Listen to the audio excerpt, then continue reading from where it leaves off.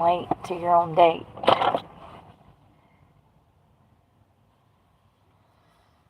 Oh God, it's hot.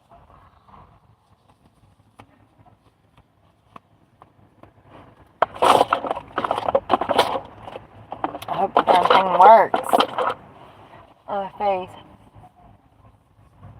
It always looks different once I get on camera than like in the mirror. I didn't really put on much, but it's still... Where is... That'll work.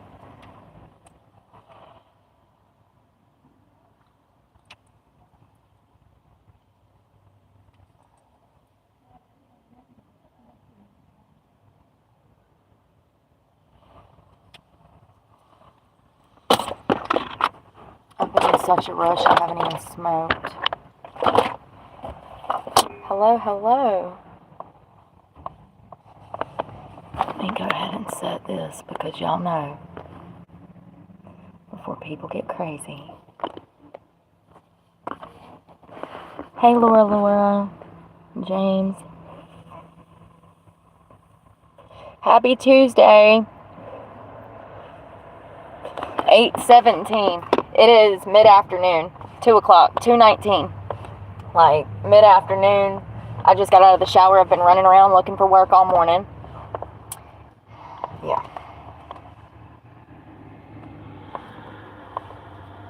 All morning. Wasting my time.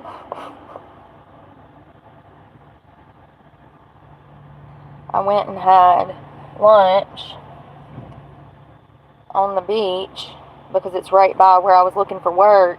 It's literally across the street, so it was convenient.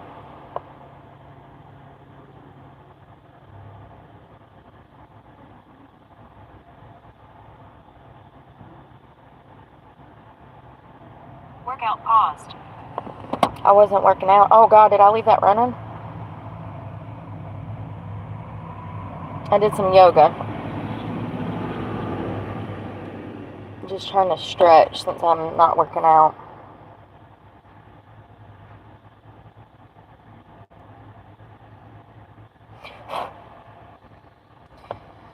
Damn phone won't work. Let me get on the Wi-Fi.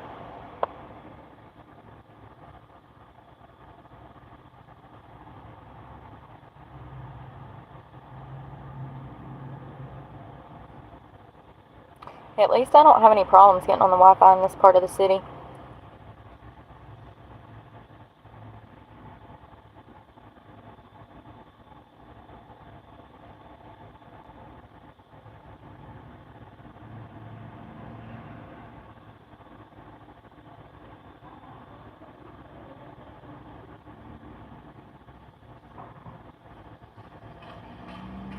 They keep posting the same damn...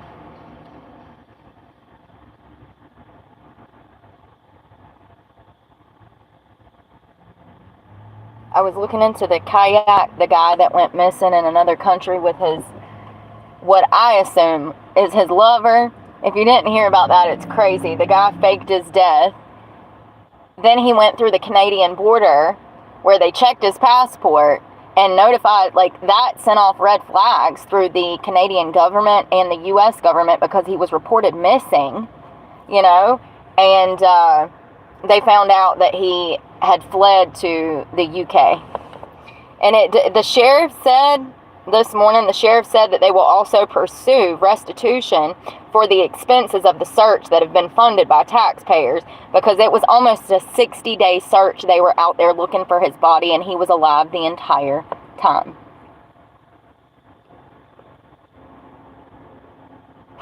It's crazy. I'm about to burn up already. Well, I know that we've said that we were going to do DHS, but I physically cannot. Like, everything that I'm going through, I can't deal with that today. I can't. I just can't. Like, that's something I'm going to have to, like, take a whole week to even think, because what connected? Okay. It's just a lot. I want to talk about this burrito case, this man that was sentenced for murder. Let me get some air first. It's on my feet. It wasn't on my face. Hello, hello. Hello, hello.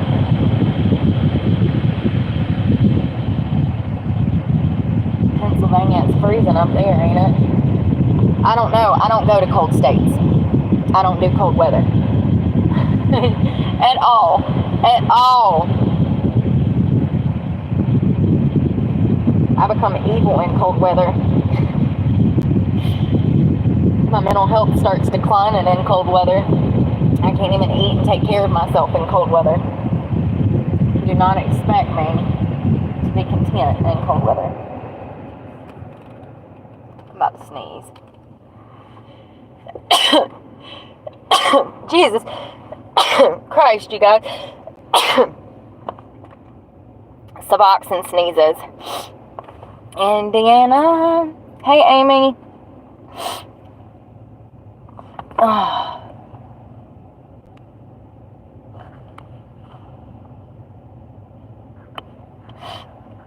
Let's see here. Alright, so I came across this story that took place back in August of 90. So it's kind of old, but it was interesting because this guy was hung up on murder charges and spent time in prison for a murder he didn't commit. So a Los Angeles jury acquitted a college student of murder, persuaded in part by a 2-year-old burrito that was discovered in the defendant's jacket pocket at the trial's close, and hurriedly introduced as evidence to support his alibi. I was like, what? First of all, I Googled brutal something concerning a Jack the Ripper, and my computer heard burrito, and this story popped up. I was like, whoa, wait a minute, what? That's interesting. So Edward Vasquez, I can never say that, Vasquez, a 23-year-old Cal State Los Angeles student, was accused of killing a security guard in September of 1988. God, he didn't get acquitted till 1990. He was dealing with this for 2 years. Prosecutors claimed that Vasquez, wearing a white t-shirt, had stood at the central Los Angeles parking lot, and after an argument, he gunned down a 42-year-old Israel Martinez. The defendant insisted that he was not the killer. He maintained his innocence, and he maintained that he was actually not even wearing a white t-shirt and was a short but crucial distance away from the gun battle. Instead, Vasquez said he wore a green jacket as the gunfire erupted. He was buying a burrito from a canteen truck parked on the side of the other lot. And this is Los Angeles, so I'm imagining street blocks.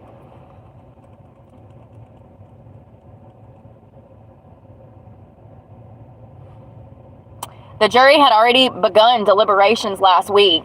After a sleepless night, Vasquez remembered to tell his attorney that his jacket had felt strange, like there was something very heavy in the right pocket when he had tried it on for the jury during the trial. The jacket had been seized as evidence at the time of his arrest and kept in law enforcement custody. Vasquez had been wounded in the rear, he claimed, by a stray bullet, and different interpretations of the jacket's absence of blood were advanced in the case. So he was shot in the ass, and y'all charge him with murder? Poor guy, he got it double, didn't he? I mean, you get shot in the ass and go to jail for something you didn't do. Murder. Like, you can go to prison for the rest of your life. And it's not a laughing matter, Brooke. The prosecution contended in the 2-week trial that if he had been wearing the jacket as he claimed, it would have been bloody. Vasquez's attorney, Jay Jaff, asked the defendant to put the jacket on for jurists to illustrate that it only reached to his waist.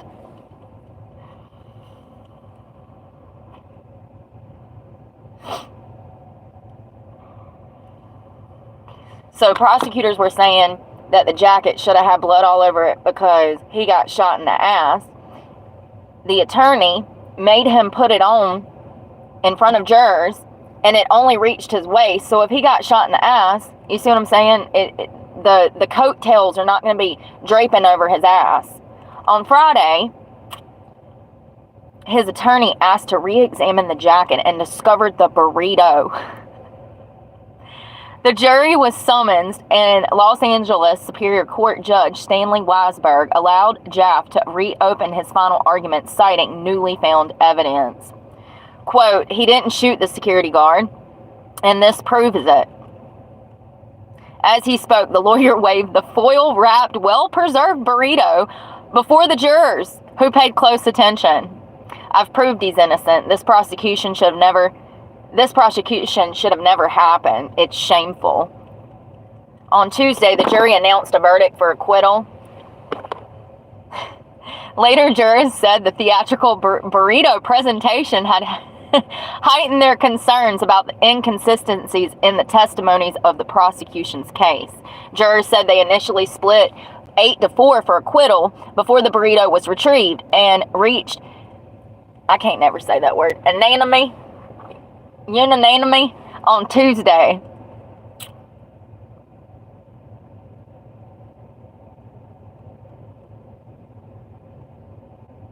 Whoa! Why are we out here signing confessions, sweetheart? Well, because he's 23, Brooke. He don't know no better. So, some jurors said they would have acquitted him immediately had it not been for a signed confession.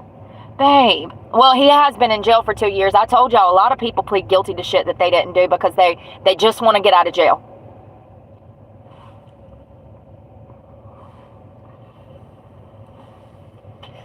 So, when he was arrested, he told the cops, I didn't shoot anyone. I don't even own a gun. He later signed a confession saying that he fired in self-defense. He said that the statement had been coerced during hours of police interrogation. I believe that and they probably starved him too and left him to sit on a fucking concrete floor for 2 days before they even spoke to him. Yeah, he naively thought that he would just say what they wanted to hear and straighten it all out later. I mean, it's a 23-year-old kid.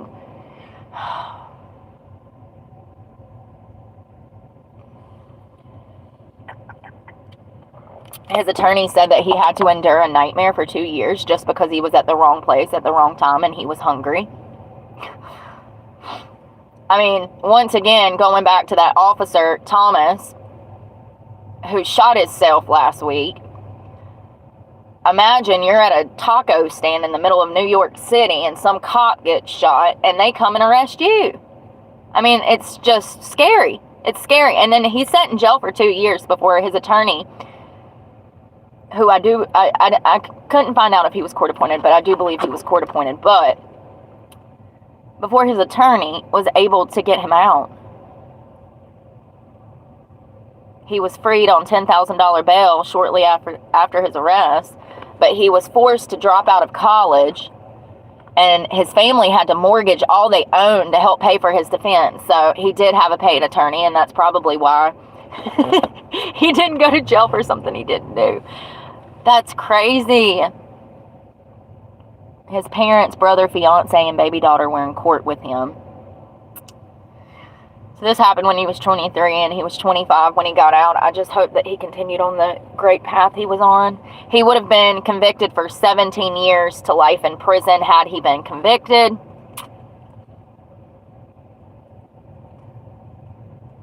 That's crazy. The burrito defense.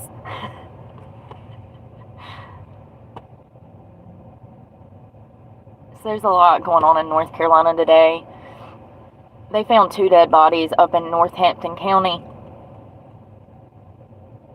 And they charged a guy. It's in Gaston, North Carolina. It says a man has been charged with 2 counts of first-degree murder after 2 family members were killed last week. The Northampton County Sheriff's Office said Monday that a 72-year-old man and his 70-year-old wife were found shot in their head in their front yard. How horrific. I hope it wasn't their family that found them. It happened just before 10:30 p.m. Thursday, just outside of Gaston. The couple were laying in the driveway. Both had been shot at point-blank range. Oh, my God. They used a shotgun, y'all. Whew.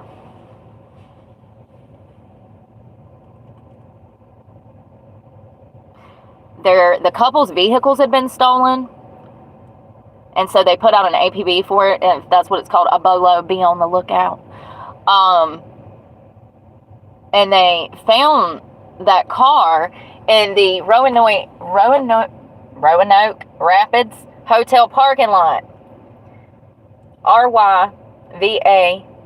RYVARIES Butcher, Rivers Butcher, 35 of Gaston, was arrested just before 4:30 a.m. on Friday. Investigators were able to determine that Butcher was actually related to the victims, and they were also close neighbors. First of all, I'm just going to go out on a limb and give you my assumption. Whoever this guy is probably dealing with some drugs, because he stole a car, he went straight to the crack house. It's a hotel, but I don't know. Did he rob these people and shoot them? I mean, he robbed them for their car at the very least, and the first place he went was to a hotel. So, was he on drugs? Was he on that methamphetamines? I don't know. I just know that it's in that area. So, he received no bond within... Yeah, they're going to hold him because it's 2 murder charges, and he was given a $35,000 secure bond for the charge of felony larceny of a motor vehicle. And the sheriff said the motive behind the deadly shooting remained unclear. Did y'all drug test him? Because I'm just saying it might answer some questions given the circumstances that most of these crimes are committed on drugs. Ain't that sad? Your own family, the only people that's got your back, you shoot and kill them and steal from them, and then go to the hotel, crack hotel probably.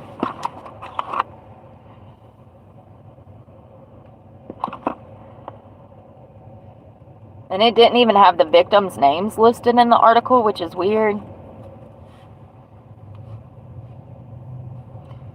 It just said 70 and 72. My hair feels so much better now that I washed it.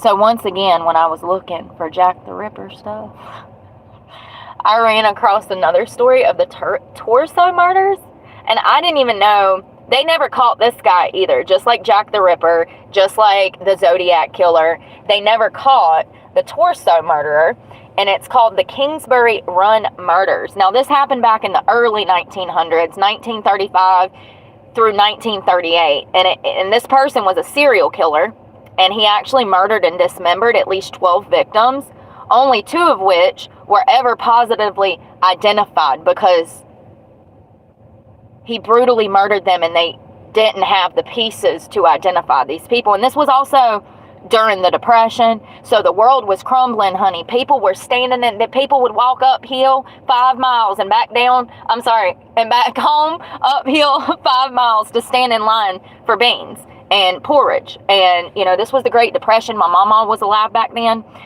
She was a baby, but still, my great-grandmother.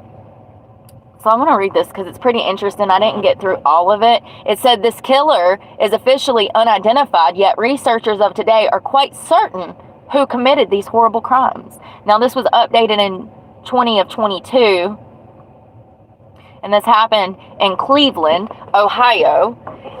During the 1920s, Cleveland was a city on the rise. The population was booming with new immigrants from all over the globe, joining the workforce that served the backbone of the city's industrial and manufacturing economy. The city's wealthy lived in the grand homes along Millionaire's Row. Is that what y'all called it back then? Millionaire's Row? Damn, that's kind of mean. And supported many new educational and cultural institutions. However, Cleveland was hit hard by the Great Depression of 1929. During the 1930s, city leaders worked to help its struggling citizens and raise the community's morale. The Great Lakes and the Republican National Convention were scheduled for 1936. Against this backdrop of a large city and proven economically, one of the most prolific and gruesome serial killers of all time carried out his acts of horror, distracting the citizens of our city from the pride and prosperity of the times. 13 people, but y'all just said 12 people at the top. They don't make sense, do they? 13 people were brutally murdered over the course of 4 years, beginning in 1934. All of them decapitated, most of them while they were still alive. Whew, y'all, when I read that, how scary.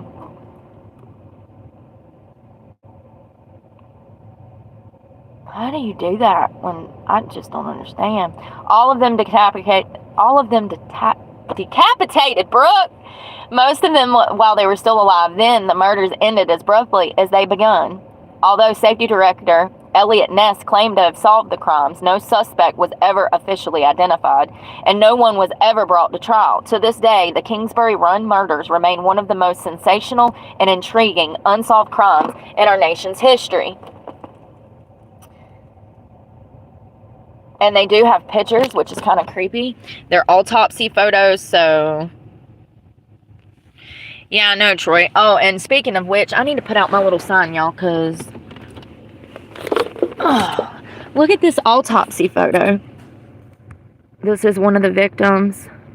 We're going to talk about him first. And another one. I think that... Let's see. No, they're not victims, are they? Oh, my God, y'all. What have I stumbled upon? There's a whole head off shoulders and everything. Hold on. I don't think I can show some of this, but let me get this because thank you again to Heather and Barbara yesterday. Y'all, I was able to shower and get me a little bit of gas last night so that I could look for work today. And work. You know? It takes money to make money. That's what sucks. I wish it didn't. I wish I could just live off the land and eat squirrel and rabbits the rest of my life. Seriously, I want to Cat Everest it. What was her name? Cat Everdeen. I want to Cat Everdeen it out in the wilderness. Seriously. Live off of berries and shit. I'd be the one that ends up dead. I would be the one that ends up dead. Oh, there's police. Get it up the road, buddy. Get it up the road. Let's see if I can remember my name. Y'all, I can't believe I wrote the wrong damn name on there. That's what happens when you're under extreme stress like I have been. And also, you know, food being so damn expensive. Thank you, Troy. Eggs, yeah. I've been buying a 6-pack of eggs and it's $3.13 for a 6-pack of eggs. What I do is I'll cook 3 in the morning and then I'll boil 3 for lunch. And it works out great. That's actually a 10 out of 10. If you're a van lifer, that is the move for you, honey. The move for you. Because the eggs will actually last. I'm trying to get this board to dry.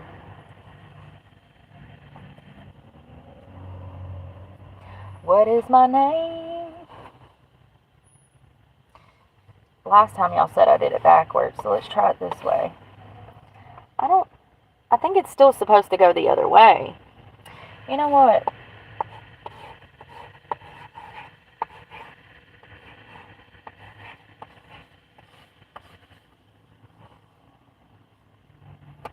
Oh my God, y'all, I broke the chalk.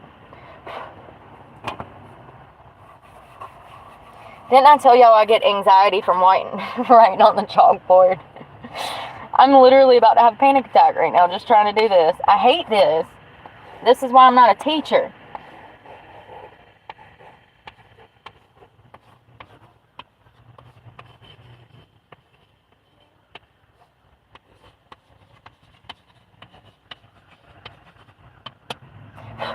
That's why I'm not a teacher. Now I got chalk all over my hands. Alright. Oh, I'm sweating like a whore in church, but it's okay, honey.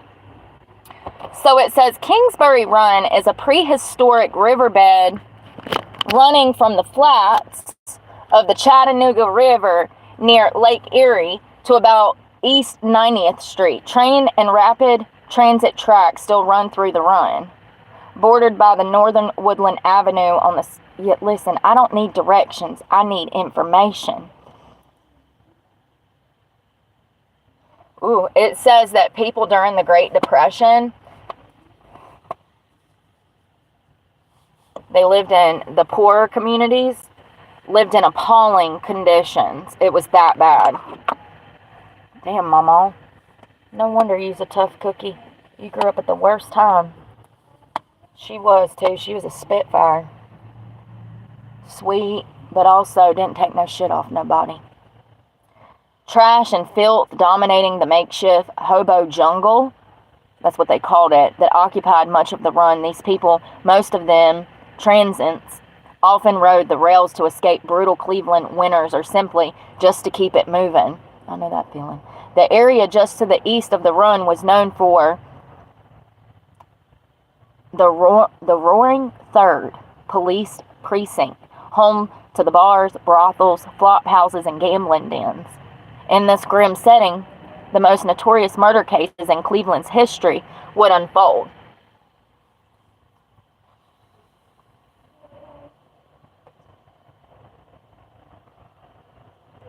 September of 1934, a young man found the remains of a woman in her mid-30s. Sorry, I didn't know if I locked the door. The torso with thighs still attached, but amputated at the knees. So it was just the knees to the torso.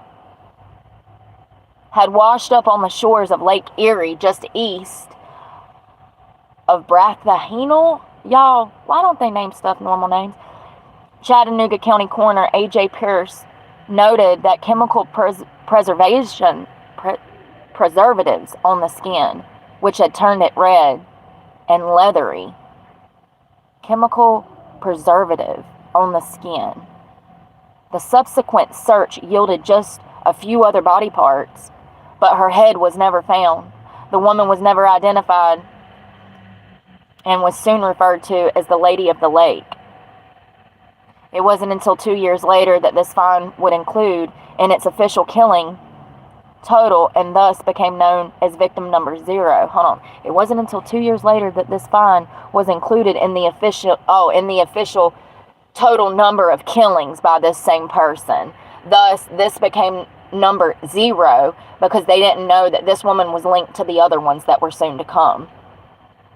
It would be another year before the case began officially, and it would be another part of the city's now infamous Kingsbury Run. September of 1935, 2 teenage boys discovered the decapitated, emasculated corpse of a white male at the base of Jackass Hill. I swear to God, that's what it said. It's called Jackass Hill. I want to go there. And Jackass Hill actually is a dead-end street that dead ends into the Kingsbury Run. The body, naked, except for a pair of socks, was clean and drained of blood with rope burns around the wrist. I was wondering how he was decapitating them. Ain't nobody gonna lay down and just let you decapitate them. He was tying them down before he did it. Fingerprints identified the victim as Edward, a 28-year-old white male who frequented the Roaring Third. So that was that party area. That's where the gambling dens were. It was where all of the bars were, the brothels were. This Roaring Third is where it's like the downtown area where everything goes down. Nothing good happens after dark. While searching the crime scene, police discovered a second body nearby, also decapitated and emasculated. It appeared to be covered with the same chemical preservatives as the Lady of the Lake. The body apparently had been dead for at least a couple weeks. The 40-year-old white male was never identified. Trigger warning. I don't know whose head that was, but they weren't playing when they said, yeah. How sad. So the third victim, Flo, in January of 1936, a woman discovered parts of a woman's body neatly wrapped in newspaper and packed in 2 half-bushel baskets. The baskets were left alongside the Hart Manufacturing building on Central Avenue. The rest of the remains, except the head, were recovered about 10 days later in a nearby vacant lot. As with victim number 1 and number 2, the cause of death of the third victim, Flo, was decapitation. In this case, however, the killer waited for rigor mortis to set in before disarticulating the rest of the body before dismembering the rest of the body. Why can't they just say normal stuff? Cleveland police used fingerprints to identify victim number 3 as Florence Polio, a waitress and barmaid, who at the time of her death resided off of East 32nd, right at the edge of the Roaring Third. So she worked in these bars. I mean, clearly by now you can already see where he's getting his victims. He's getting them from the same area, the downtown party area. And what year did we start in? When was the first one? 34, 35, 36. Oh, he's amping it up. So he was killing one a year, and then in 1936 he kills another the same year, June. And so January he killed Flo, and then in June, what is that, like 6 months later, he kills another one. Early one morning in Kingsbury Run, 2 young boys discovered the head. Why are children discovering all of these damn bodies? I guess they're the ones out playing in the streets back in the day, right? I mean, they were. That's all kids had to do was run and play. Like, that was my generation. We was outside in the trees, honey. So, it makes sense why kids keep finding these bodies. 2 boys discovered the head of a white male wrapped in a pair of trousers close to East 55 Street Bridge. The next day, Cleveland police found the body of the 20-something-year-old man dumped in the front of the Nickel Plate Railroad Police Building. Not only did he amp it up, but he's getting brave right in front of the cops. Slow progression. They do that to get a thrill. Clean and drained of blood, the corpse was intact except for the severed head. That must be whose head's up top. Again, the cause of death was decapitation.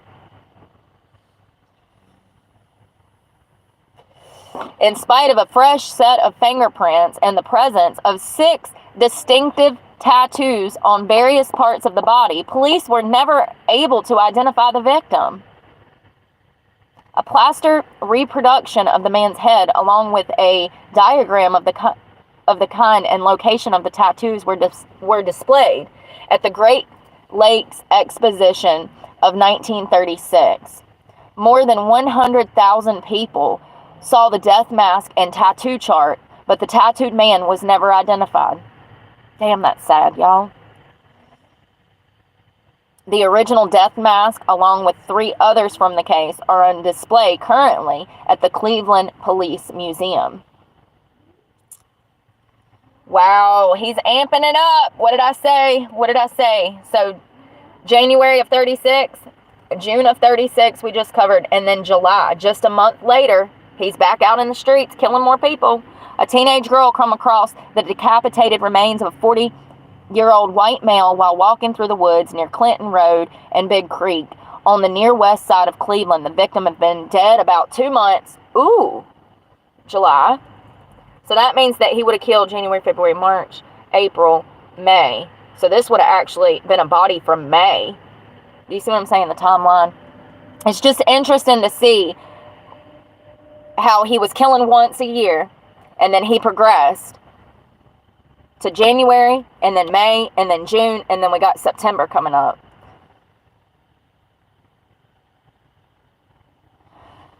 So the victim had been dead about 2 months, and his head, as well as a pile of bloody clothing, was found nearby. Judging by the enormous quantity of blood that seeped into the ground, this man had apparently been killed where his body was found. Victim number 5 was never identified. September. A man tripped over... Oh, my God. How do you trip over a half of a man's torso? He tripped over a torso while trying to hop a train. Cleveland police searched a nearby pool, which was nothing more than a big open sewer. They found a lower half of the torso and parts of both of the legs. Police sent a diver in to make the recovery. The number of onlookers that turned up to watch the grim spectacle was estimated at over 600 people, and the killer may have well been among them. Number 6 was in his late 20s, and the cause of death, yet again, was decapitation. Coroner Peirce noted that the lack of hesitation marks in the disarticulation of the body indicated a strong, confident killer with who was familiar with human anatomy.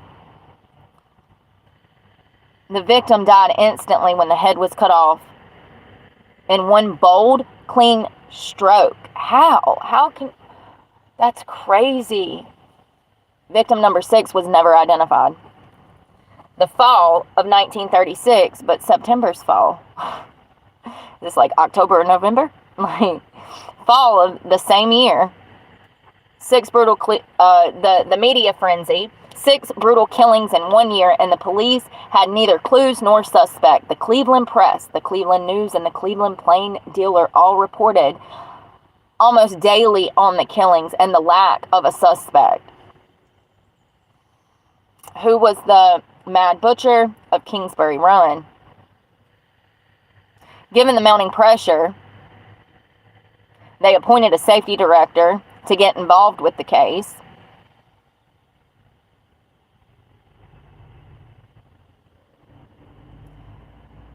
The police department put detectives on full time, the cases were full time. These guys were getting no days off. They moved through the seedy underworld of, what was that place called? Damn it, the party place. And they often dressed the Roaring Third. They went undercover in the Roaring Third to try to find this guy. And the two had interviewed more than 1,500 people.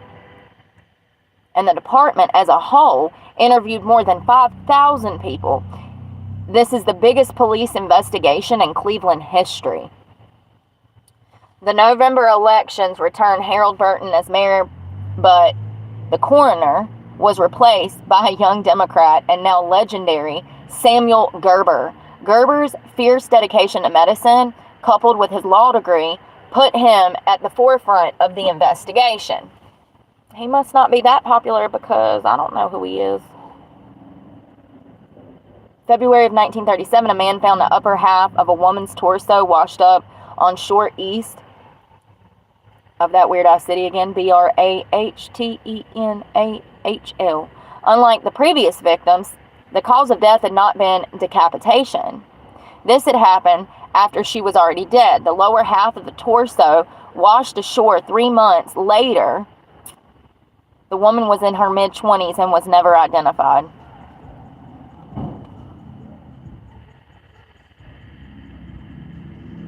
Looking at this timeline, you can see that he genuinely cannot help himself. And that's what I was talking about earlier, that these type of perpetrators, they're not wired right in the head. They get off on the kill, you know? And you can see this timeline and see that he was trying to control himself, but just like Ted Bundy, there's no controlling that evil honey. June of 1937, another teenage boy discovered a human skull under a bridge. Next to it was a burlap bag containing the skull remains of what turned out to be a petite black woman about 40 years old. Dental work allowed for the unofficial identification as Rose Wallace. Police followed every lead that they had, and it led nowhere. July of 1937, which was a month later, a young guardsman standing watch by the West 3rd Street Bridge saw the first piece of a victim. Victim number 9, Bobby in the Chattanooga River, in the wake of a passing tugboat. Over the next few days, police recovered the entire body except for the head from the waters of the Chattanooga River. The abdomen had been gutted and the heart ripped out, clearly indicating a new element of viciousness in the killer's approach. Yeah, he's already escalated to every month, essentially. The victim was in his mid to late 30s. He was never identified. That's crazy. April of 1938, a young laborer on his way to work in the flats saw what he first thought was a dead fish along the banks of the Chattanooga. Sorry. That's why I be cutting that shot off. Closer inspection revealed it to be the lower half of a woman's leg, the first piece of victim number 10 to be recovered. A month later, police pulled 2 burlap bags out of the river containing both parts of the torso and most of the rest of both of the legs. For the first time, this new coroner, Gerber, detected drugs in the system. Were the drugs used to immobilize the victim, or was she an addict? The answer might have come if they had found the arms, but they never did. She was never identified. August 16th. Then how did you know she did drugs? What did y'all do, a drug screen in 1938? I don't get it. August 16th of 1938, 3 scrap collectors foraging in a dumpster found the torso of a woman wrapped in a man's double-breasted blue blazer. And then wrapped again in an old quilt. The legs and arms were discovered in a recently constructed makeshift box wrapped in brown butcher paper and held together with rubber bands. The head had been similarly wrapped. Gerber noted that some of the parts looked as if they had been refrigerated. While searching for more pieces of this body, the police discovered the remains of a second body only yards away. These 2 bodies had been placed in a location that was in plain view from Elliot Ness's office window, almost if to taunt him. That was the lead investigator. So once again, neither victim 11 or 12 were ever identified. It's almost like these people want to get busted. I mean, the nerve you have to leave a dead corpse outside of a police station is one thing. But to also leave 2 dead corpses right outside of the lead investigator's window, I told you this guy's crazy, y'all. He was just escalating. August of 1938, at 12:40 a.m., Elliot Ness and a group of 35 police officers and detectives raided the homeless encampment in Kingsbury Run. 11 squad cars, 2 police vans, and 3 fire trucks descended on the largest cluster of makeshift shacks where the Chattanooga River twists behind Public Square. Ness's raiders worked their way south through the run, eventually gathering up 63 men. At dawn, police and firemen searched the deserted shanties for clues. What? Then on orders from Safety Director Ness, the shacks were set on fire and burned to the ground. Y'all pulling the homelessness in the homeless people into this? Clearly, whoever was doing this, in my opinion, probably went to medical school at some point. The precision, the no hesitation, they had either been doing this for a long time and or had some kind of training. Now, whether they were a butcher, whether they were a fisherman, these things spread over into murders. They absolutely do. I just think that it was really wrong for this. And who was he again? The safety director to burn down all of these houses? So the press severely criticized Ness for his actions. The public remained afraid and frustrated. Critics had said that the raid would do nothing to solve the murders, and they were right. So in July of 1939, County Sheriff Martin O'Donnell arrested 52-year-old Bohemian bricklayer Frank Dozzle for the murder of Flo Polio. It's Polillo. Frank had lived with her for a while, and subsequent investigation revealed that he had been acquitted with Edward and Rose Wallace. Acquainted. He had been acquainted with some of the other victims.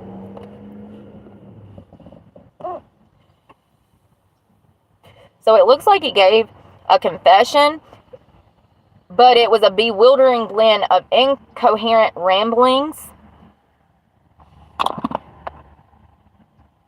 neat and precise details, almost as if he had been coached. Before he could go to trial, Frank was found dead in his cell. Let me guess, unresponsive. Ooh, he had hung himself. The 5'8" Frank had hung himself on a hook only 5 feet 7 inches off the floor. Who thinks Frank killed himself? Who thinks Frank killed himself?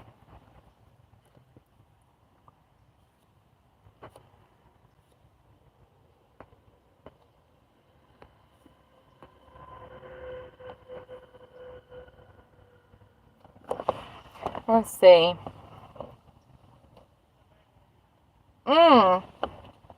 The autopsy of Frank revealed that he had 6 broken ribs, all of which had been obtained while in the police's custody.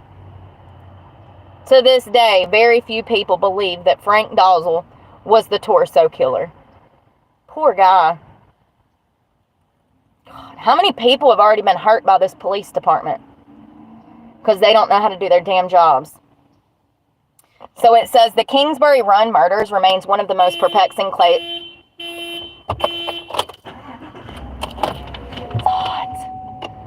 So hot, you guys. I'm sweating. I just got out the shower. I'm not trying to stink. But I also need to say what gas I have because I don't have much. Let's see. So these murders in Cleveland, Ohio were the most perplexing cases in our nation's criminal history.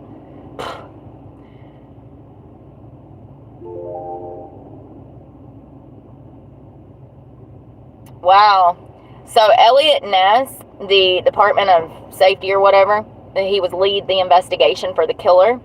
He had a suspect who he believed was undoubtedly the killer. Yeah, the last one you threw in jail and killed. So we don't trust you anymore, Mr. Ness. This suspect, though, whoever the actual killer was, he would go on to continue to taunt this investigator for years after the killing had stopped. All of the official police records on this case have been lost, destroyed, or removed. How convenient.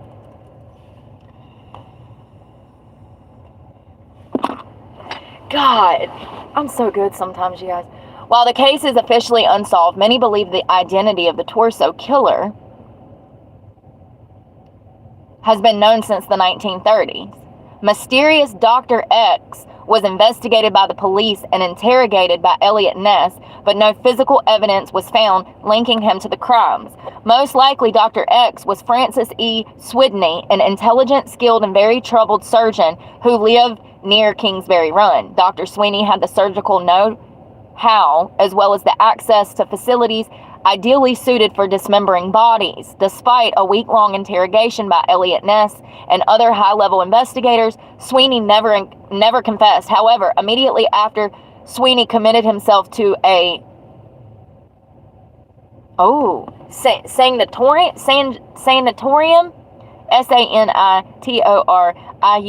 sanatorium, yeah.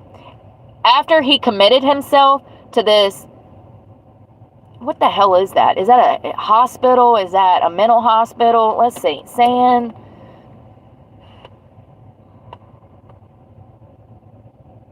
Sanctatorium?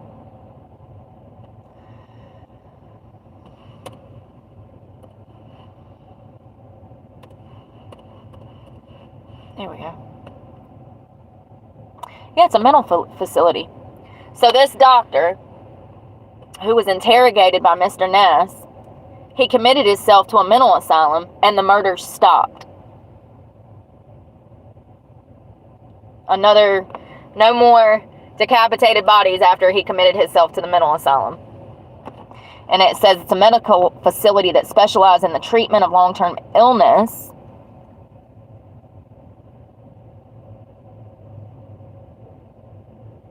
Sanctatoriums? Is that how you say it? Okay.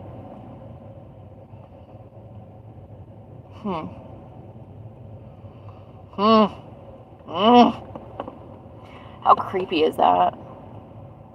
Dude was out here. Jack the Ripper ended up in Cleveland.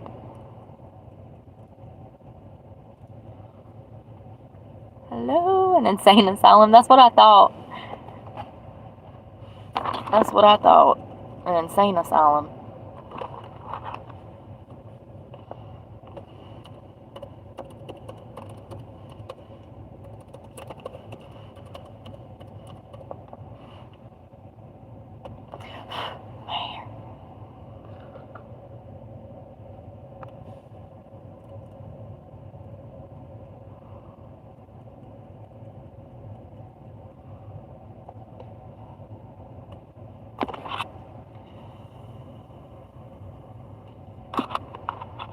And speaking of insane asylums, that's what we're about to talk about now. The horrifying experiments at Western State Hospital. Now, this was posted in 21, but I think that this dates back to the 1870s. Few places in Washington have seen more controversy than the Western State Hospital. It's part of the Washington State system of mental institutions, along with the now Northern State Hospital. From the beginning, the mental institution has been plagued by allegations of abuse, torture, and horrifying experiments. From lobotomies to straitjackets to ice bath to the patients of Western State, they have seen it all.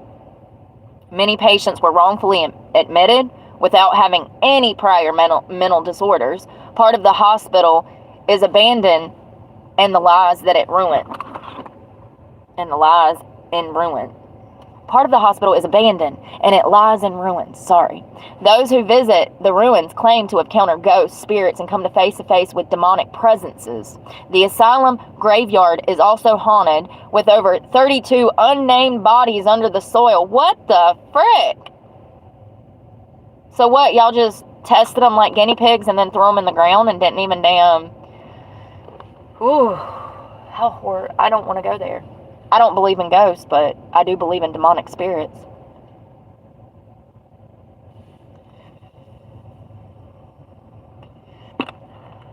Despite the asylum's patchy history, it is still in operation today.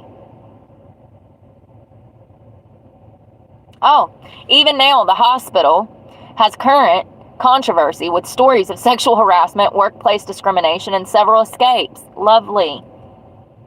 Unlike those monkeys that I want to stay free.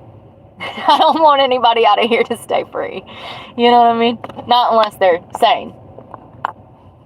So it says, I'm not going to be able to say that. The Fort Asylum was built by the U.S. Army in 1871, and it's called Steilacoom.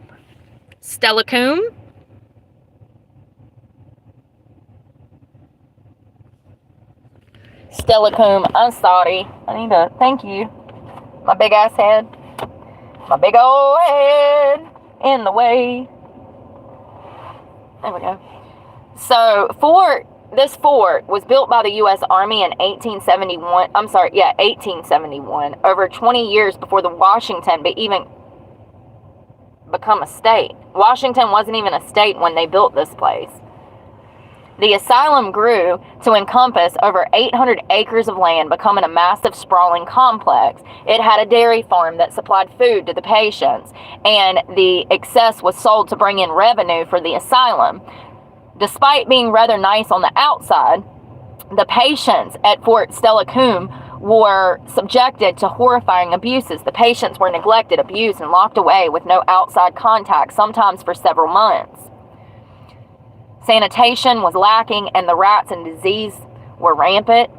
In 1875, the Washington territorial government took control of Fort Stella from the Army after stories of the abuse went public. The building was knocked down in 1886, and a more modern facility was built. It was renamed the Western State Hospital, but the ruins of the old Fort Stella Asylum lie not too far away.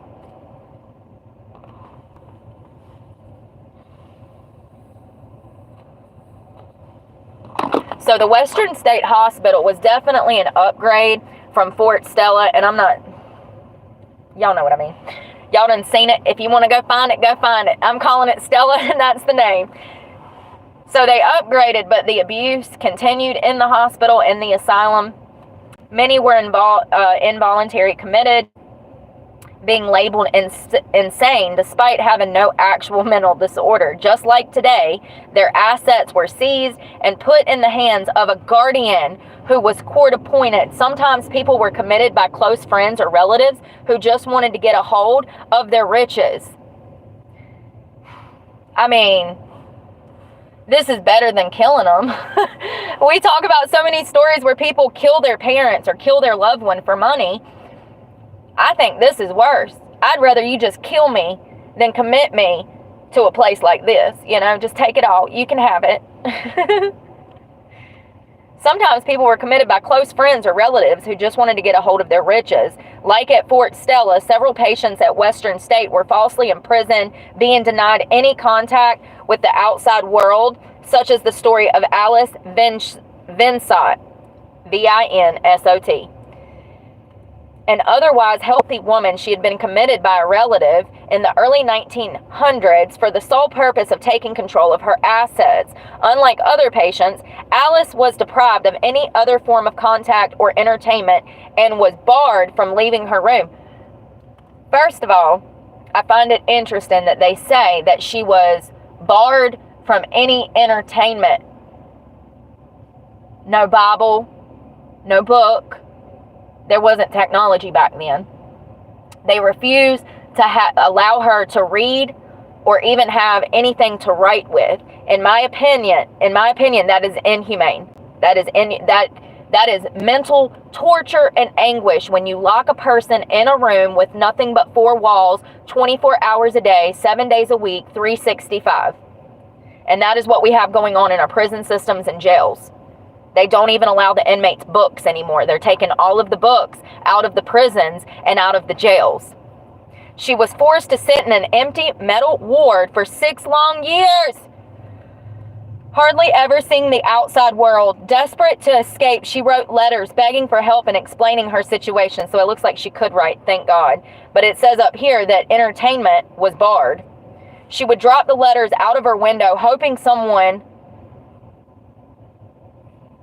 would answer her calls for help. Eventually, someone found Alice's letters and they went to the media. Her story blew up and an attorney was hired for her to fight her case. Oh my God, 6 years, y'all. I'm literally, my whole body is like in chills right now because I know what isolation feels like. I spent 18 months in a hole by myself, honey. That's probably what's wrong with me. What a smart girl. Putting those letters out the window like paper planes, just hoping and praying to God that somebody was going to save her.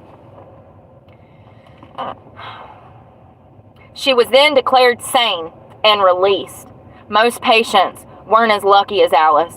By the 1940s, the Western State Hospital had become overcrowded. It was designed for 2,000 patients, but held nearly 3,000. And at that point, you guys, I want to be clear that there's people sleeping all over the place. When you only have 2,000 beds, but you have 3,000 patients, they're sleeping on the floor. Only over a dozen doctors and 40 nurses tended to the patients. A dozen doctors, 40 nurses. So you have a staff of 52 people overseeing 3,000 patients. No one is getting the care that they need. No one is. This is why we have laws on the books now that there has to be a certain ratio to inmate, nurse in these types of facilities. But that's also why these facilities are on a 24-hour lockdown in jails. They don't even get to come out because they're understaffed.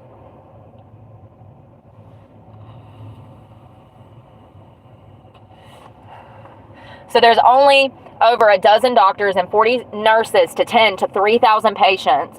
There were stories of violence, abuse, horrifying experiments, ice baths, straitjackets, sexual abuse, and outright torture were reported by many of the former patients at Western State. Even today, Western State is known for being overcrowded.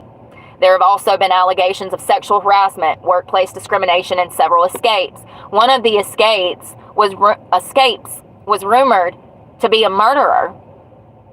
The conditions were so bad that Governor Jay Inslee fired the hospital CEO, Ron Adler, in 2016. How y'all gonna drop an escaped murderer on us and not even tell us what happened? Did y'all catch him? They literally just slid that in there and says one of the escapees was rumored to be a murderer, and that they just left us hanging. Well, did you ever catch this son of a bitch? Woo! Thank you. Let's talk about some of the experimental procedures that they do at this hospital, that they did at this hospital. And here's the thing, y'all. Things like this don't change. They just get easier at covering it up and covering their asses and finding loopholes, legal loopholes to fit through. Like many asylums, Western State was known for its terrifying and inhumane medical procedures. Electroshock therapy, insulin therapy, and lobotomies were all routinely performed at the hospital. Hold on one second. We got to find out what insulin therapy is, because I ain't never heard that.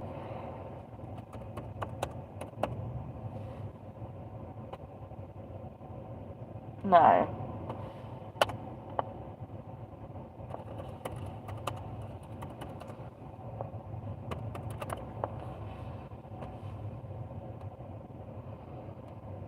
Ooh, insulin coma therapy, also known as insulin shock therapy, was a psychiatric treatment that was used in mental wards from the 1930s to the 1960s.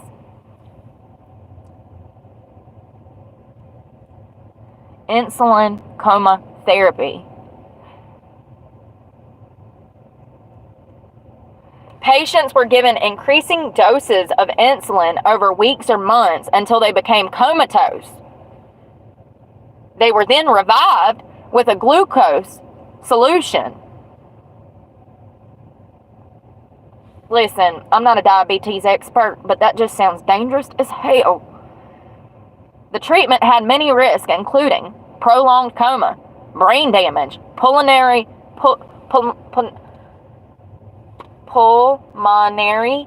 complications, cardiovascular disturbances, convulsions, biting tongue, broken bones, and death.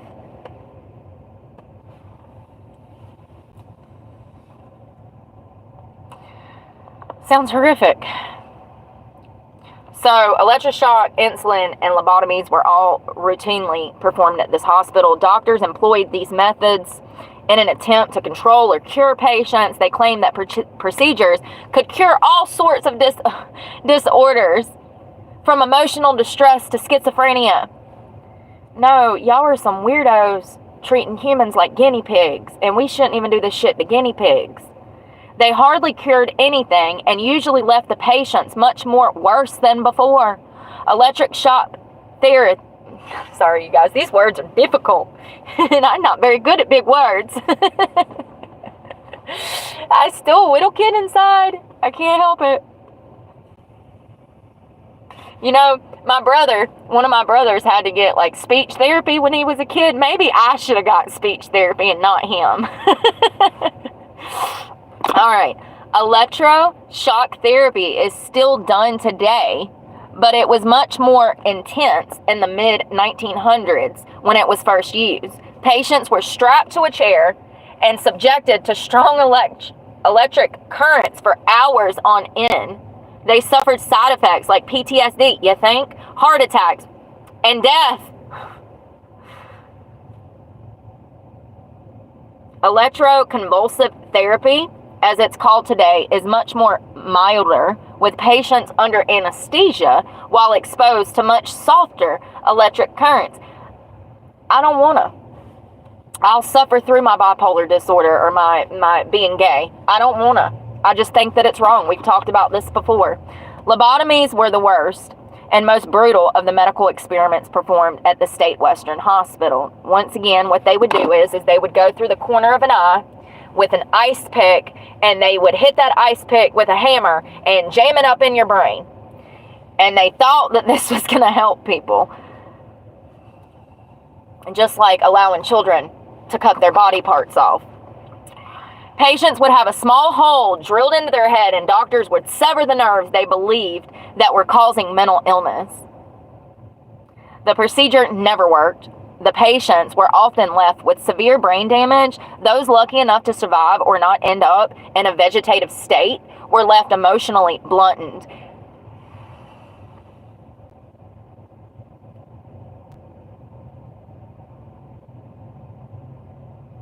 It's crazy, I'm sorry. Some of them were completely incapable of even functioning normally after this. Many who underwent lobotomies died years later due to complications.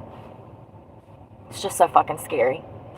Imagine somebody's trying to steal all of your riches. They call the mental ward. They're like, yeah, she's over here mowing the grass at midnight and damn sweeping the front yard. I think she's damn crazy. And it's your sister. You have her committed. They do a lobotomy on her. She loses all of her assets, all of her money. And I mean, it's just crazy that this was even possible, but it was happening. People were having people committed and lobotomized, if that's even a word, in order to steal their money. Half of the people that were ending up in these hospitals were not even mentally like they weren't insane. It's crazy. Frances Farmer was the most famous patient to be admitted into Western State Hospital. This is the story of Frances Farmer. She was an up-and-coming Hollywood star. I already know which way this is going. I'm literally full of chill bumps. It's just so upsetting. I really, like, y'all, this stuff bothers me that humans can even be this way. She was an up-and-coming Hollywood star, being featured in films alongside Cary Grant, Bing Crosby. But the big-time lifestyle caught up to Frances, and she began struggling with depression and alcoholism. In 1942, she was arrested for drunk driving and having her high beams on during a wartime blackout. What?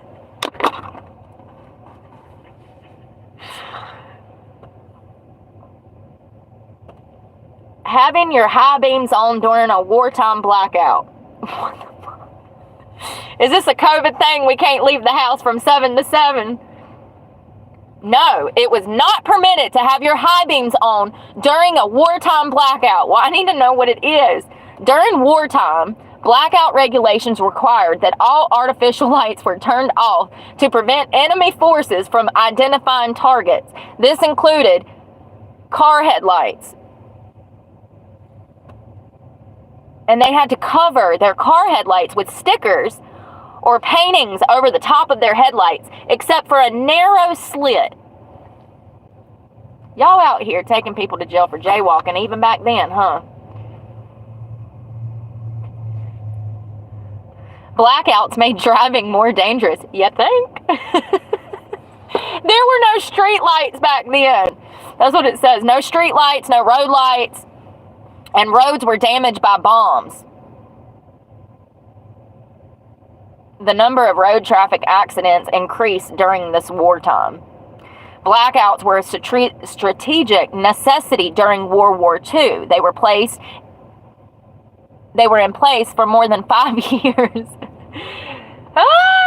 And street lighting returned in 1945. So she was out here drunk, driving with her headlights on. In the dark. I mean, it's just crazy to say it. Bless her heart. Okay. Get serious, Brooke. It's just so funny to hear, to learn about history, you know, the different stuff they went through. It's hilarious. All right. In 1942, she was arrested for drunk driving and having her high beams on during a wartime blackout. She had a violent outburst during her court hearing and was sentenced to jail time. Sounds familiar. I get it, girl. I get it. It's ridiculous that that was even a law, but I understand, you know, they thought lobotomies were good for us, so. She spent 5 years. Her sister-in-law helped Frances avoid doing jail time behind bars. Instead, she had her committed to a mental institution. Didn't I just say? This was her sister-in-law. Frances spent 5 years in the Western state and claims that she was sexually abused, gnawed on by rats, bound in straitjackets, and dumped in bathfuls of ice. Upon her release, the stories of her abuse made headlines. She made a small comeback, yay, in film, but never regained her previous level of stardom. Poor thing. Injustices she suffered prompted Nirvana to write a song about her story called The Frances Farmer Will Have Her Revenge on Seattle. I didn't know that. Love Nirvana. That was in my era. So, for all you people that are into ghosts and creepy stuff, I'll read this part for you. I don't know if I ain't never been nowhere where a bunch of people died like this, except for, like, war grounds, battlegrounds. I've been to those. But let's read this ghost in the ruins of Fort Stella Asylum. So the original hospital that was knocked down and a new one built, the ruins, the old asylum, parts of it are still there. They call it the ruins of the original Fort Stella Asylum are still standing somewhat. Much of the building has collapsed, but the graffiti plastered remains, and it attracts visitors year-round. Some say the ruins are haunted by ghosts of the patients who once called the asylum home. Here's another thing. I ain't dumb enough to step on land where y'all are telling me that shit exists like this, first of all. So that's why I ain't never been nowhere like that, because you're telling me that it's haunted. So why would I go there? I'm sorry. I trust you. I trust you. I ain't one of them white people in a horror movie. You know what I mean? Quite the opposite. I ain't even showing up. Those brave enough to visit have encountered strange apparitions, dismembered voices, and the strange sensation of being watched. Some have been chased out of the building by dark figures. Several people who have tried to take photos of ghosts around the building had their electronics malfunction. According to some rumors, the ruins of the asylum are frequented by demonic cult. Yeah, that's why Brooke ain't showing up. The asylum graveyard is also said to be haunted. Over 3,200 people were buried on site between 1876 and 1953. Their graves were never marked with names, just their patient numbers. How fucking cold. It don't get more cold than that. Many have seen strange apparitions moving around the graveyard at night. I trust your word. I'm literally, my whole back is full of chill bumps. Blood-curdling screams have also been reported at the graveyard. I trust you.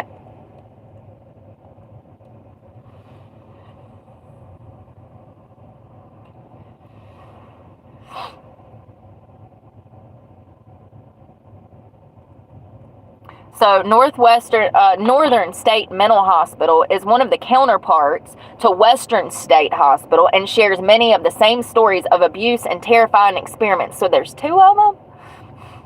The Black Diamond Cemetery in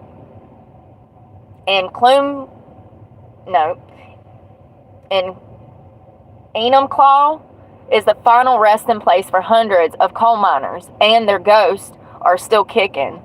The strange lights seen at the graveyard at night are said to be the lanterns of the miners. And their miners, and a phantom horse has been seen walking through the cemetery on multiple occasions.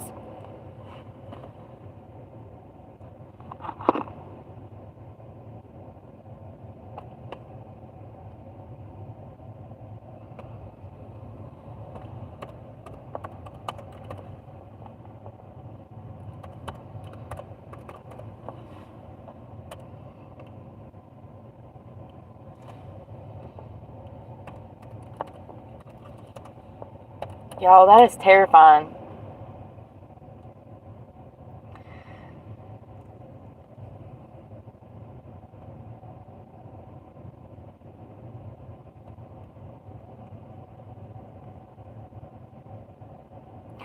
So the reason that fort, Stella Coombe or whatever, was built.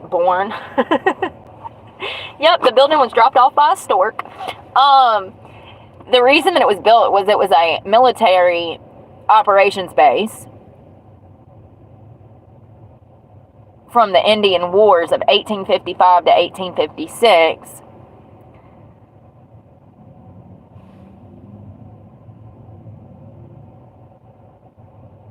The soldiers actually also built a Catholic chapel in 1855. And it was also the site of Homesteader's Farm around 1844. And this is the land itself.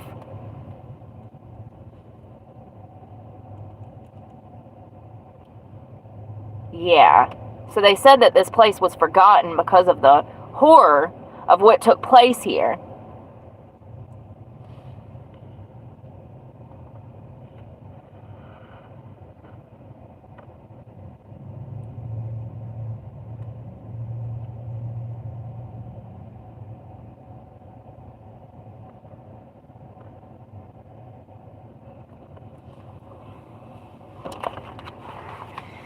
In the early 1900s, there was a nationwide belief that U.S. pioneers were heroic figures and communities celebrated their achievements. But in the Puget Sound, that celebration took an interesting turn. Instead of recognizing the U.S. Army's role at Fort Stella Coombe, attention shifted toward the idea of building a replica building at Fort Nisqually, a British trading post, to honor pioneers. By 1809, they had completely forgotten about this hospital and the history of this Fort Stella. For 80 years, people forgot what took place at this hospital. 80 years.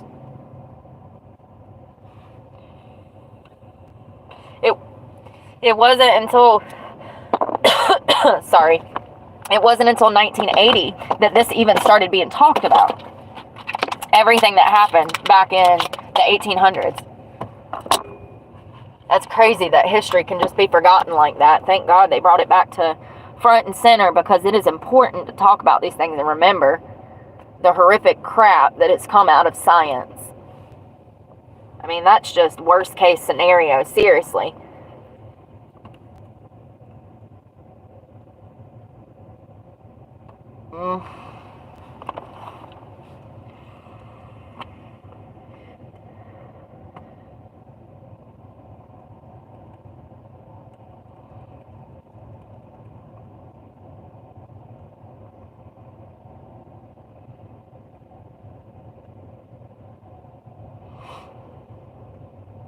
You know what's sad is to actually be able to find stuff that is not just us. Back in December of 2014 in India, there was an investigation into their mental asylums, and Human Rights Watch got involved because there was abuses against women and girls with psychological or intellectual disabilities in institutions all over India. They were treated worse than animals, the article reads. And it says abuse against women and girls with psychological, intellectual disability in institutions in India. And they cited that lack of government services and support, forced institutionalization, conditions in institutions were horrible, forced treatment, denied adequate and appropriate health care, violence and exploitation, lack of access to justice. So you see this in other countries, but I guess our 1800s turned into their early 2000s, right? That's sad. Y'all, I'm so hungry. I'm gonna have to buy me some food. You can still do it. It's telling me that I can still get my ring. Which one? My stand ring? Yeah, my stand ring. And my activity ring. I don't think that's gonna happen today. I can't wait for Mother Nature to stop in, because y'all, I've been lethargic. 20 minutes of yoga like it killed me. Really. It really did. That's all I had in me, man. I mean, I went in the ocean for 10, 15 minutes. I went out for a swim, rode the waves, came back in the shore, but I had to go to the park to take a shower. So while I was there, I made myself lunch, jumped in the ocean, did like 15, 20 minutes of yoga, and then jumped in the shower and rushed over here to get on the phone. I've had no interruptions in my Wi-Fi since, I don't know, yesterday. Like the McDonald's that I've been finding recently, they've been gold. Like gold. Thank you so much to McDonald's for having Wi-Fi in some of your locations. So I saw this morning, one last thing I want to talk about is Trump news. Fight, fight, fight. He picked somebody.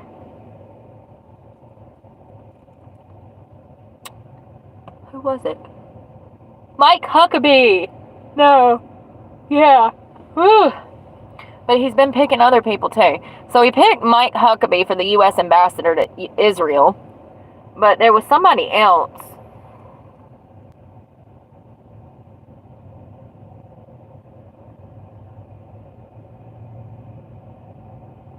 Look at this. This is what somebody was telling me this yesterday.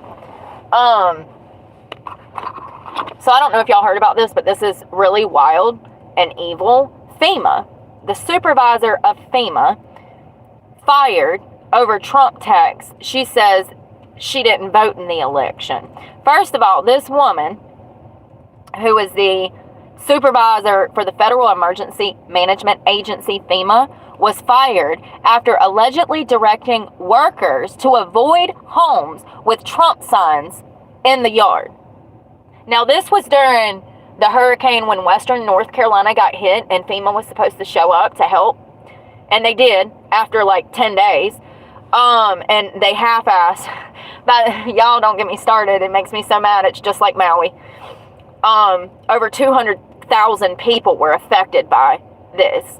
And the state has been consistently evicting people out of their homes because of a natural disaster, and they can't pay their rent. The whole area is so severely damaged, from the community to people emotionally, and it's just sad. But this FEMA director, when she went out to Western North Carolina, she sent a text to all of her employees, and she said, if there's a Trump sign in the yard, ignore that house. Don't ask them if they need help.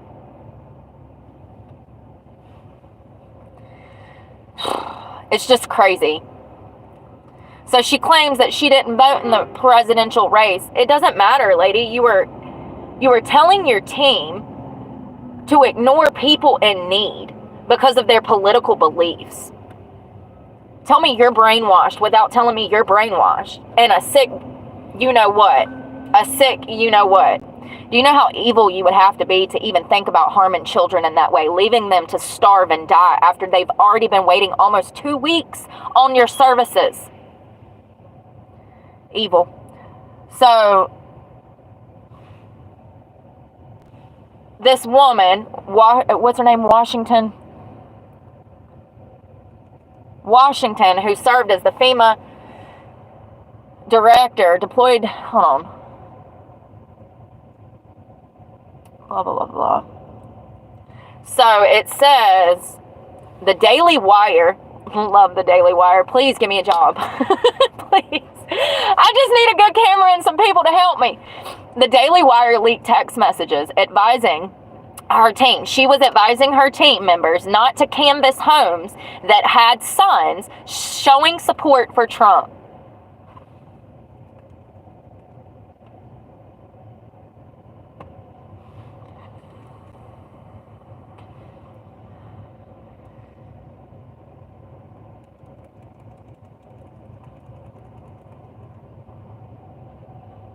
She defended herself against claims that she was acting in a politically motivated fashion by urging her employees to skip homes with Trump signs. She said that she was practicing the agency's practice of avoidance after other incidents allegedly involving political hostility with Trump. I just want to... Girl, they've been waiting 2 weeks for help. And you're mad at them for being hostile because you showed up 2 weeks late to do your damn job? Girl, you better be glad you didn't knock on my front door, because I probably would have knocked you out. Unbelievable. The audacity of this heifer. Yeah, I bet people were mad. That's kind of your own fault, you lazy heifer. She said that FEMA is well aware of incidents involving President-elect supporters, but decided to fire me to make sure Donald Trump knows that they're loyal to him. Whatever, girl. You didn't know how to do your damn job. Plain and simple. Plain and simple.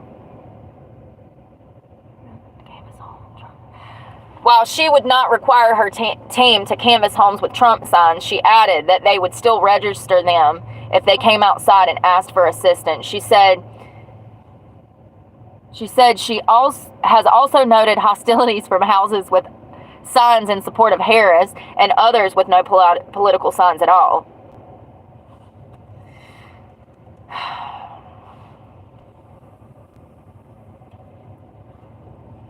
No, it's just crazy. So these people are stranded, starving, hungry, got youngins. And the FEMA director is telling her employees not to even check on the people in homes that have Trump signs or flags outside of them. It's just, this is why we need to dismantle this department. FEMA, finding out that they diverted money from FEMA to illegal immigration. This whole department needs to be cleaned out like Twitter was.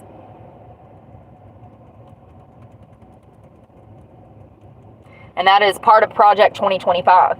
That's one of the things that they want to do, is dismantle the Department of Education, dismantle FEMA, dismantle the Department of Justice, Department of Homeland Security, the Department of DHHS. They want to completely break them down, start over from scratch, and find new ways to do things the right way.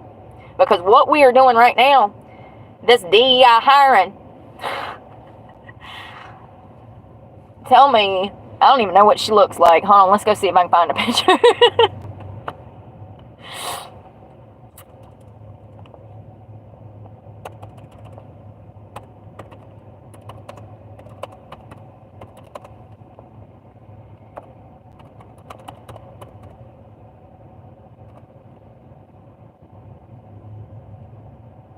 Why can't I spell today? Oh, I was so close. It's Ployee.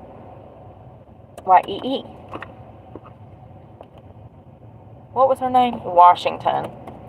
And, that's another thing that I don't like. They didn't put her name in that article for a reason. How did I know? How did I know?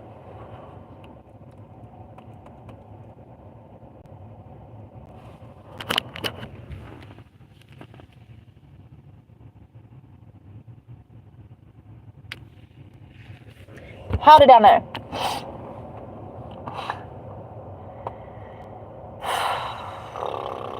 FEMA employee fired for telling relief workers to skip homes with Trump signs. She said that she's being scapegoat. No, girl, we got your text messages. You said it. You were there. You were in control. The lies. Honestly, people like that should never work again. That shows intent to be evil. I mean, do you know how cold-hearted you would have to be to let women, children, men starve and die? Because you think that Kamala Harris is a good person? Girl, you are so far off track. If you don't do a 360, you're going to hell for forever. We need to prevent people like that from ever holding place in office, ever holding any place of power. She needs to be working in a McDonald's for the rest of her damn life. Because she's evil. It is literally your job to go save these people, assist these people. Whew. Yeah. What a doozy, right? And I was looking for who Trump hired today, because there was like 3 different names. Yes, picks for his cabinet. Thank you. 3 hours ago. So this is updated. If they let me read it, because it's the Washington Post, and they want me to pay for all their damn bull crap. So, Chief of Staff, I don't know if it's Wiles or Wheels. It's W-I-L-E-S. It's the lady that we talked about yesterday. There's a hair somewhere in my shirt, y'all. Sorry. Vance. Hold on. I'm not seeing.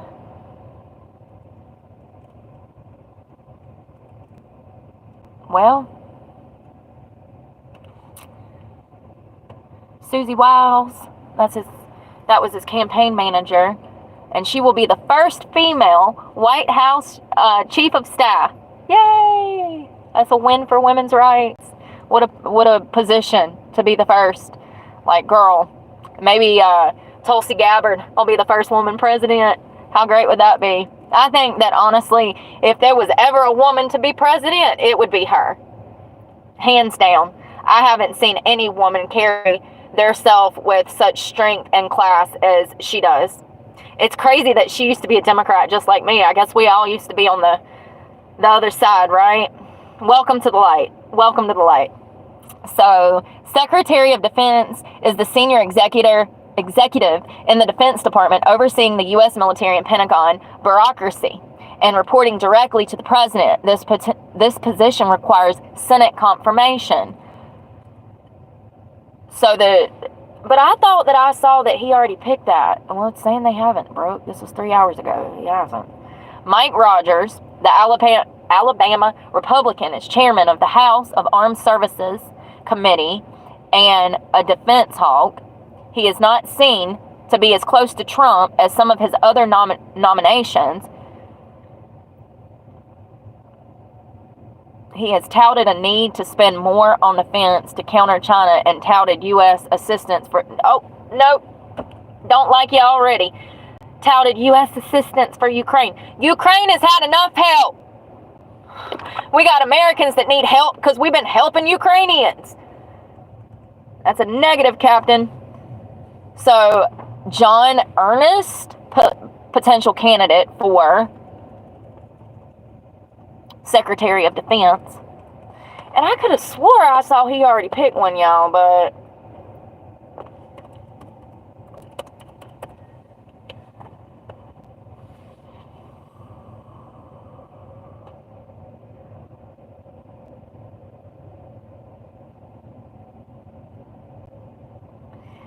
they haven't revealed yet. Okay, so who is this guy? This guy's from Iowa, Republican, retired Army lieutenant, member of the Senate Armed Services Committee. Oh, it's a she. Joni. Is it Joni? J-O-N-I, Ernest, Joni. She has been a vocal supporter of Ukraine and Israel and has pressed the Biden administration to get tougher on China. Ernest is reportedly interested in the job but does not want to self-promote, according to two people who are familiar with the matter, blah, blah, blah, blah, blah. First of all support for Ukraine needs to stop immediately. It should have stopped last year with the other $35 billion. Like, it's just unbelievable. That's their problem. Like, Secretary of Education, that's another thing. So Trump has said that we've got to bring God back into our schools. We've got to bring God back into this country. He stated that they are going to outlaw teachers, medical professionals, therapists, anyone that is supposed to be a mandated reporter. If they are caught grooming or giving gender-affirming care, they will be prosecuted. They're going to pass laws to do this, to stop the mutilation of children, to stop gender-affirming care. And I think it's an absolute step in the right direction. But also in Project 2025, one of the things that was listed was dismantling the Department of Education, completely breaking it down and starting over. So, Secretary of Education. The Secretary of Education, the administration's leading voice in schools, typically has a K-12 background, though much of the job deals with higher education, including administering the $1.6 trillion student loan program. The secretary is responsible for enforcing civil rights laws that bar discrimination on the basis of race, sex, and other factors in school, and it runs grant programs that aid high poverty K-12 schools and subsidize the cost of educating students with disabilities. This position requires Senate confirmation. So it looks like there's a few people. Byron Donalds, a congressman from Florida who formerly worked in the banking, finance, and insurance industries. Donalds has been a staunch ally of Donald Trump and a critic of liberal lawmakers' views on racial issues. At the Republican National Convention this summer, he spoke about the importance of school choice. Donalds, an ambitious Republican, having served just 2 terms in the House, has been connected to other possible promotions in the past, including colleagues who nominated him as House Speaker, and some Floridians suspect he could run for governor in 2026 if he does not enter the Trump administration. Another potential candidate for the Department of Education is Virginia Foxx, a congresswoman from North Carolina and a former nope. All you had to tell me is she from North Carolina. Hell no. Hell no. I'll go with the first guy. He's from Florida. So, she is the chair of the House of Education Committee in North Carolina. That explains a lot. The committee launched a high-profile investigation into campus anti-Semitism last year amid protests over the Israel-Gaza war, and is promoting reform aimed at lowering college costs. No. Tiffany Justice, potential candidate, a former school board member and mother of 4 from Florida. There we go. Justice co-founded Moms for Liberty, a conservative advocacy group for parents' rights that has fought COVID restrictions such as marks in school, as well as teaching about race, gender, and sexuality. Yes, girl. Yes. Can you see the difference in the two people? I can read between the lines. Ryan Walters, another potential candidate. Walters, the Oklahoma State School Superintendent, has made headlines for conservative decisions such as ordering that public schools that every public school teacher in the state teach the Bible. I don't agree with that. But he has also come under fire for management issues in his agency. Here's the thing about religion. They need to be exposed, but not coerced and forced. It won't stick if you're going to force it down their throat. You have to just let them know that God is there, and He is there for them, and you have to teach them the Word. But forcing them to learn it, they're not going to be responsive to it, in my opinion. So let's talk about, first of all, I like 2 out of 4. Maybe 3 out of 4, but I really like the woman that has kids. That's who I want in there, a woman that has kids. Tiffany Justice, I don't know who she is, but let's see. Moms for Liberty.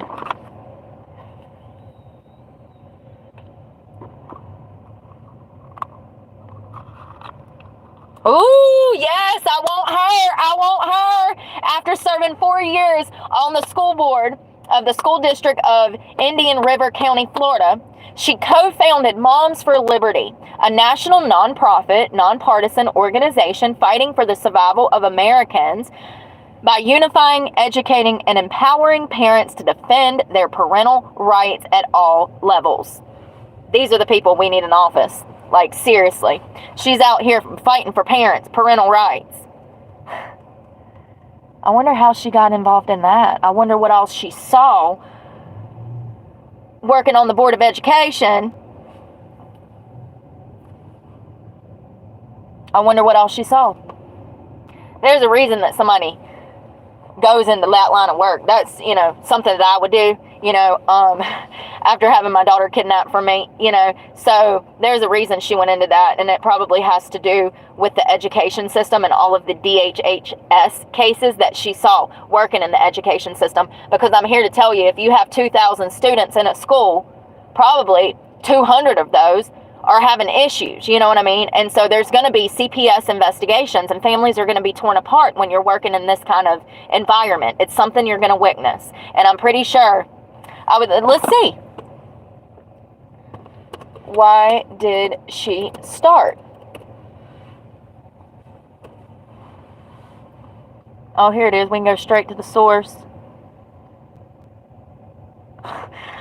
Y'all, I'm so glad that I read this. The front headline is, their whole purpose is to restore sanity to the education system. So this is straight from Tiffany herself. Once again, her name is Tiffany Justice.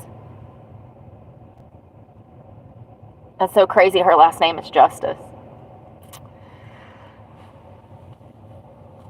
What rights do parents have when it comes to what their children are taught in public schools? That's a debate taking place across the nation. It shouldn't be a debate. It's up to the parents. So Moms for Liberty is a Florida-based group, and they have over 120,000 members in 25 states.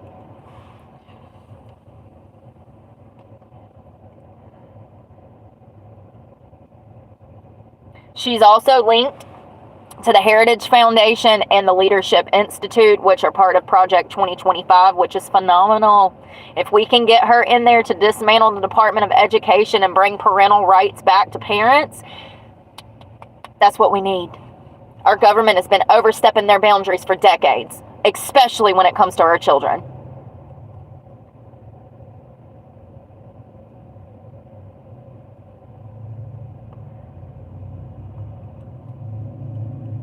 The 44-year-old mother of 4 children ranging in age from 11 to 18 has gotten negative criticism for her, outspoken pushback.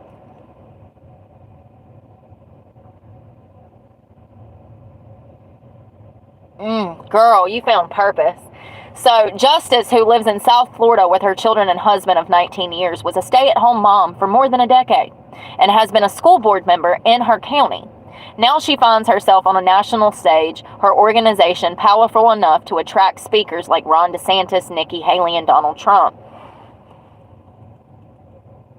In the last 2 phone interviews with her, Justice spoke about the Southern Poverty Law Center claim against the group, book challenges, and why she believes it's important for moms to run their local school boards.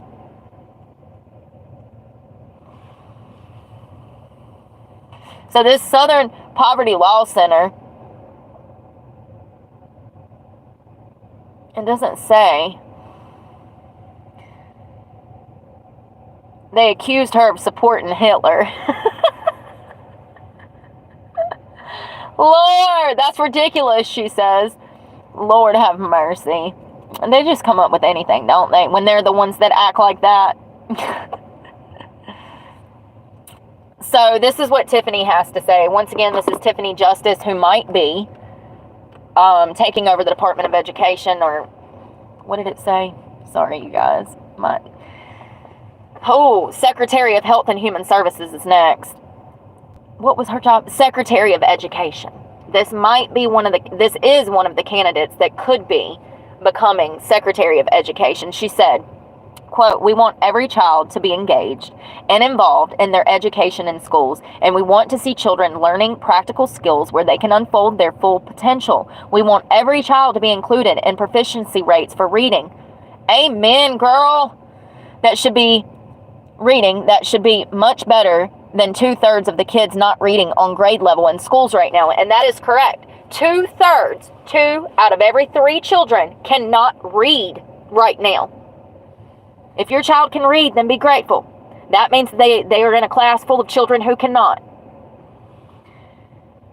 2 out of 3 kids not reading on grade level in schools right now. No, on grade level. So if you're in 5th and you're reading on 3rd grade, still though, you're not up to par. And you know what happens when you get into middle school? You don't know how to speak or spell.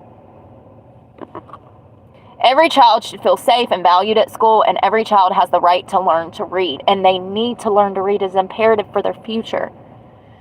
You can't make it out here if you're illiterate. And there's so many people that are.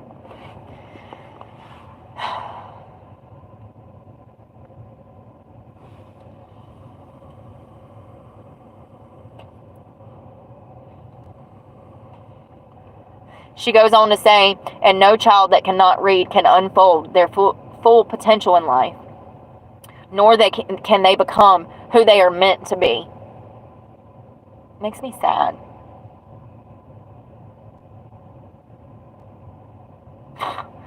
So she's caught a lot of slack for not being LGBTQ+. It says, there have been many statements made about Moms for Liberty saying that they were anti-LGBTQ+. Nothing could be farther from the truth. We have members who are gay. We have had chapter leaders who are gay. One of our national outreach directors is gay. And we have members who have gay children. But the bottom line is, the least interesting thing about an elementary school student should be their sexual orientation. Amen, girl. I like this girl. I like her. I like her, I like her, I like her. You know how bad you gotta piss off a stay-at-home mom for her to damn come out of stay-at-home and join the Trump administration? Like, you got to really piss her off and scare her for her to go through all of this trouble. Good for her. Good for her. Let's talk about the Department of Health and Human Services, who the candidates could possibly be. And Robert F. Kennedy is on here, but I do believe that Robert F. Kennedy is going to be tasked with dismantling the FDA and taking on our food issues in the United States. For those that don't know, over half of Americans are overweight. Another good percentage are morbidly obese.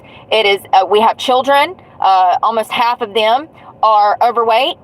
And so Robert F. Kennedy Jr. has been really outspoken about getting this country back on track when it comes to health and nutrition, and also dismantling the FDA. He says that they overstep their boundaries, that they give us medicines that we shouldn't have. And for those that don't know, the other day, speaking of which, the FDA took all of the cold medicines off the shelf. Did you hear about this? Well, side note. I find this interesting that they were left on the shelves for 60, 70, 80 years. They were, the number one cough suppressants, cold medicines, and now they're being ripped from shelves. You think that's a coincidence? I don't. I think that it has to do with the Trump administration being picked as candidate for presidency. I don't think it's a coincidence. I think that they know, the FDA know, that Robert F. Kennedy is about to destroy him. Now, this is all rumors. This is all rumors. But I hope that it's true. Allegedly. A common cold medicine has been deemed ineffective and no longer to be purchased. The Food and Drug Administration announced on Wednesday intention to remove oral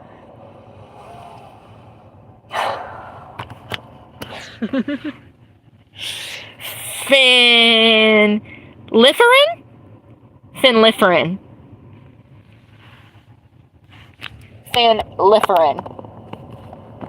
We're just going to roll with it and say that that's it when I don't know. Because God knows, if I have to go Google it, we're going to spend 5 minutes trying to enunciate it.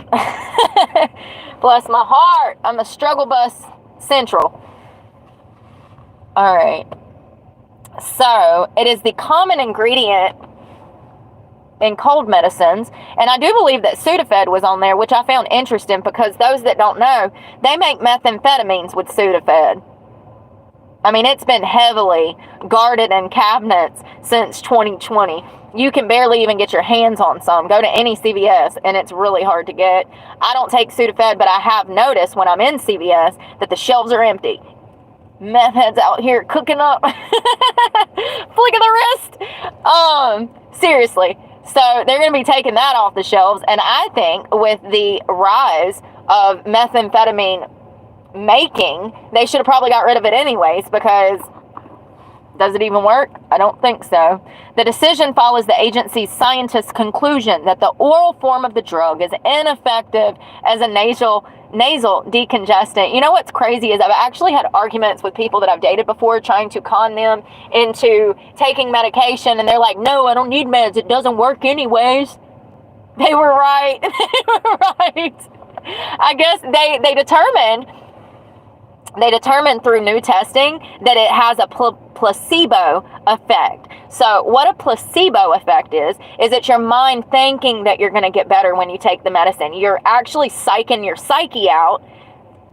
Just taking the medication makes you feel better because it rests your mind. It puts your mind at ease. And it's fake. It doesn't work. So the FDA's proposal came more than a year after the outside advisors voted against the continued use of this oral medication.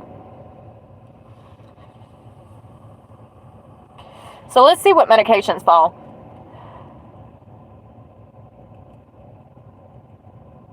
It doesn't. So anything that's like a nasal decongestant, first of all, can I just say that I went into Publix last night to get me some boiled eggs, and they were selling boar's head meat. I thought that let's see the removal list. this is the list of meds that you will no longer be able to get in 2025.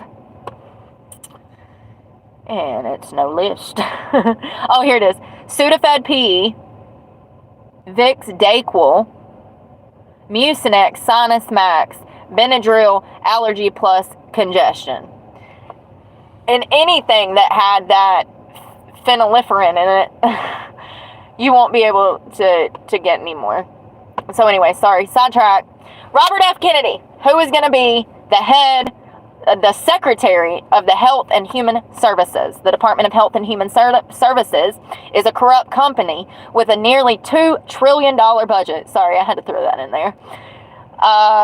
It oversees health insurance programs such as the Affordable Care Act, which Trump has pledged to run, even though he has said he would prefer to overhaul it. Yes, let's do that. HHS and its substantiates, y'all,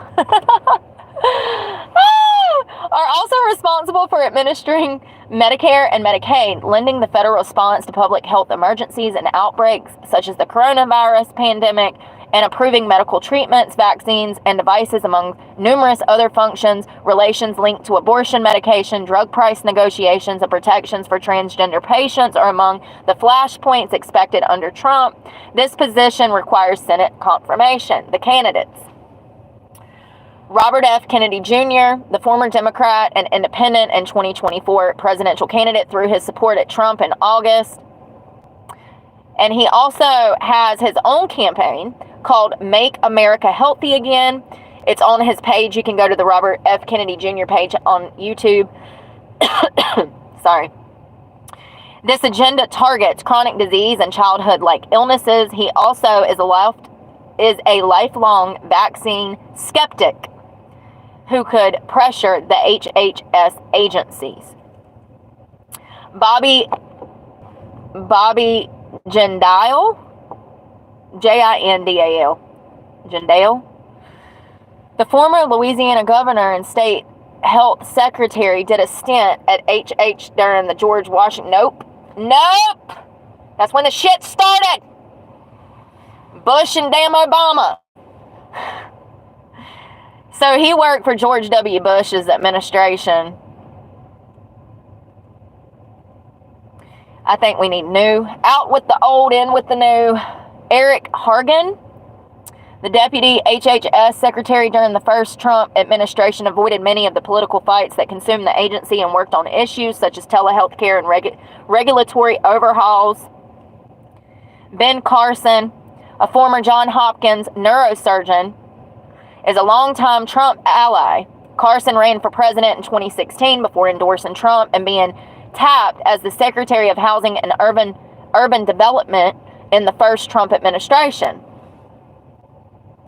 Seema Verma, the head of the Centers for Medicare and Medical Services during the first Trump administration, was an ally of then Vice President Mike Pence, but also built a relationship with Trump. So she's on the fence, aka she don't know who she is or what she stands for. Just a guess. I'm just going off a hunch. Paul Mango, the former McKinsey consultant, served as deputy chief of staff for HHS during the first Trump administration and helped steer Operation Warp Speed, the federal initiative to expedite coronavirus vaccines. You mean the shit that are causing people to drop dead now? Allegedly. I don't know. Maybe Ben Carson or RFK, but I've already heard, RFK, I've already heard rumors that he's going to be having a whole new job title in government, but we'll see what happens. Number 5, the Secretary of Homeland Security. There's only one. Oh, Christy L. Neome? Lord, y'all. The South Dakota governor, Republican, to serve as Homeland Security Secretary, according to the people familiar with the selection who spoke, blah, blah, blah, blah, blah. She served as the governor of South Dakota since 2019 and was an active supporter of Trump on the 24 campaign trail. Jesus, Brooke. Spit it out.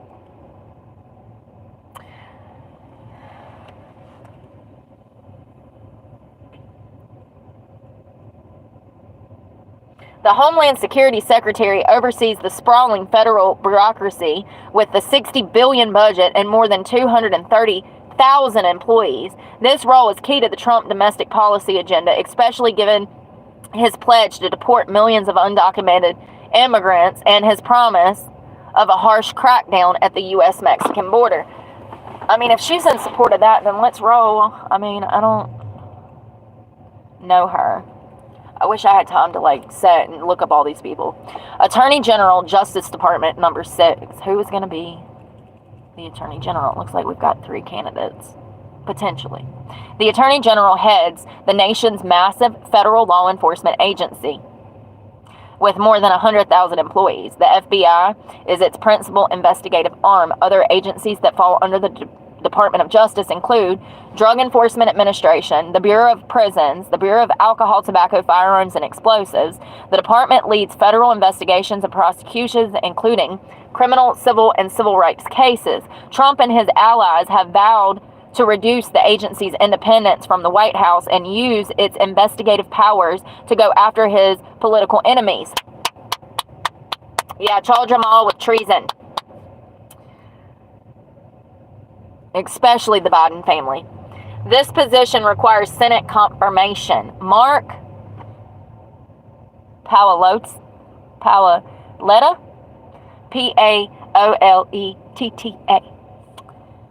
Mark served as general counsel in the Office of Management and Budget in Trump's first term and was responsible for some of the Trump administration's most controversial moves, including a delay in security assistance to Ukraine that triggered Trump's first impeachment.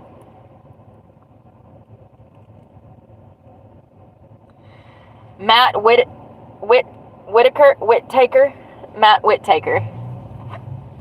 had a brief stint as acting Attorney General during Trump's first term, serving after Attorney General Jeff Sessions resigned and until William P. Barr took over. Matt had previously been chief of staff for Sessions, a former U.S. attorney who ran an unsuccessful campaign for Senate seat in Iowa. He publicly criticized Robert S. Mueller III's investigation of Russian interference in the 2016 presidential campaign, drawing controversy when Trump appointed him to effectively oversee that investigation as acting Attorney General. He is reportedly a finalist for the job, according to the people familiar with the decision-making process, who spoke on the condition of anonymity to speak candidly. Jay Clayton. Clayton was head of the U.S. Securities and Exchange Commission under Trump and also under consideration for Attorney General, according to 2 people familiar with the decision-making process. Clayton and Trump have a good relationship and on occasion have golfed together. God, how many positions is there to damn fill? Where is all this hair coming from? Oh my God, I just can't. The Secretary of State, number 7, the Secretary of State is America's lead diplomat and will be, I hope I said that right, and will be the face of Trump's foreign policy abroad. They are charged with being the principal low cutter of y'all. Pretty much, they want to reshape alliances with NATO, presses on Iran, and seeks to encircle China. This Secretary of State will inherit a far more dangerous world stage than existed in Trump's first term. With raging conflicts in the Middle East and in Ukraine, Trump has vowed to resolve both in his first days of office. The position requires Senate confirmation. There's only one name listed, Marco Rubio, R-U-B-I-O. Expected to be named Trump is expected to nominate the Florida senator, according to people familiar with the matter. A hawk on China and Venezuela, he has previously supported robust aid for Ukraine and advocates a robust U.S. presence in the world. I just feel like we've already helped Ukraine more than enough, okay?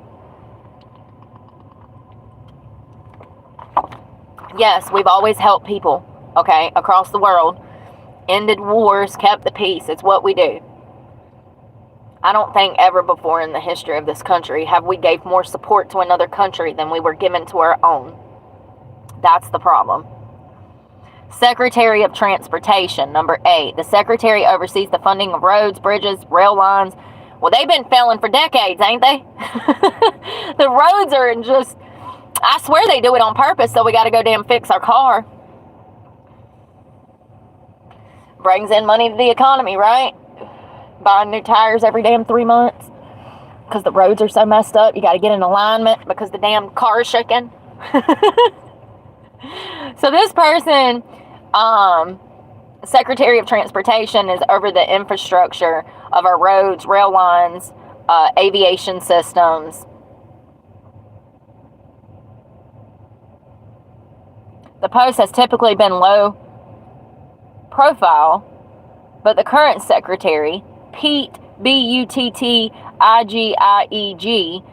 has elevated the role, as did the passage of a huge infrastructure funding law early in Biden's term.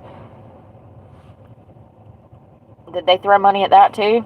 Sam Graves, potential candidate. Sam Graves. Graves, a congressman from Missouri, chairs the Transportation and Infrastructure Committee, giving him a significant role in reshaping infrastructure policy that has included the passing of major aviation bills this year. Graves is also a pilot. Graves has said in a statement that he would be honored to serve with Trump. Garrett Graves. He's a congressman from Louisiana who chairs the aviation subcommittee in the House. He did not run for re-election, so if he is chosen for the position, it would not affect Republicans' likely majority in the chamber. He has also worked with Sam Graves on the aviation bill, and he has been an advocate for Louisiana's energy industry. Troy E. Niels, N-E-H-L-S, Neal, y'all. Troy, a congressman from Texas, is an outspoken supporter of Trump, campaigning with him in his home state of Wisconsin this year. He also has transportation expertise and heads as the chair of the Railroad Subcommittee. He sponsored legislation to improve railroad safety as part of a push led by Vance after the fiery derailment in East Palestine, Ohio. Jeffrey Rosen, R-O-S-E-N.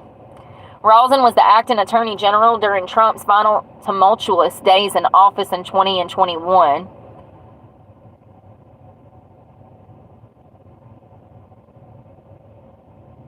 He was the deputy transportation secretary, and he previously served as the department's top lawyer in the George W. Bush administration. Secretary of the Treasury. So the head of the Treasury Department, y'all, I need coffee. Ow, my ankle. Oh, I'm out. Damn it. I'm out of everything. I need to go to the Dollar Tree, but you know, life. Out of Excedrin, out of aminos, out of my other flavored waters with the caffeine. So we're going to have to coffee it. Oh, man, I'm going to have to put 2 in there. Oh, got 1 left for in the morning. Now, where the hell did the cat go? And why does all the trash? Y'all see I'm gaining weight? I'm so glad. I've been too skinny for too long, okay? I mean, I guess I look good both ways, but I feel better at like $140, $150. You know, I feel healthy. I'm 5'5". I got long legs, big old thighs. All right, let me take a sip. I don't know where I get my mom used to talk like that. She would joke around and talk with a wisp. Talk with a wisp. That's where I get it from. I like to slow it down and talk with a wisp. I already do. I already do. Every other word is like wrong. I already do. I don't need to add it on.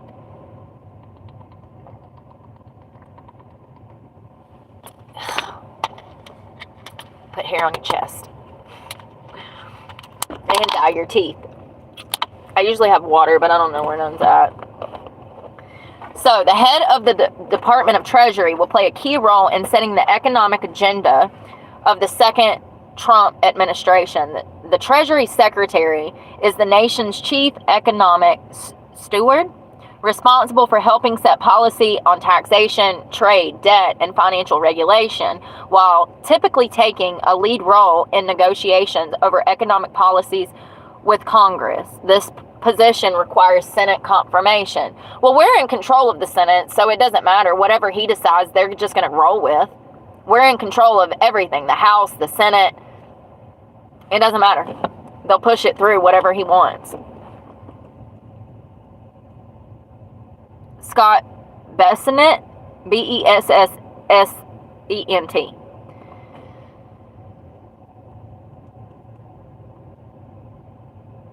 So he had no role during the first Trump administration. He emerged as a key advisor to Trump over the course of 2024 campaign, over this campaign this past year. He is a longtime hedge fund executive who made a fortune working for George Soros. The billionaire investor, hated by much of the right, has taught economics at Yale, yet Trump has praised him as central casting.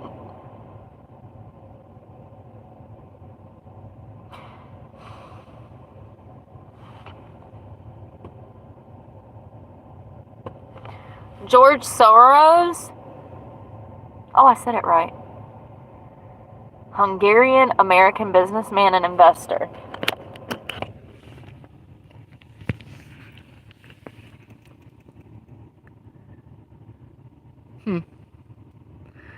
Philanthropist, I can't say it.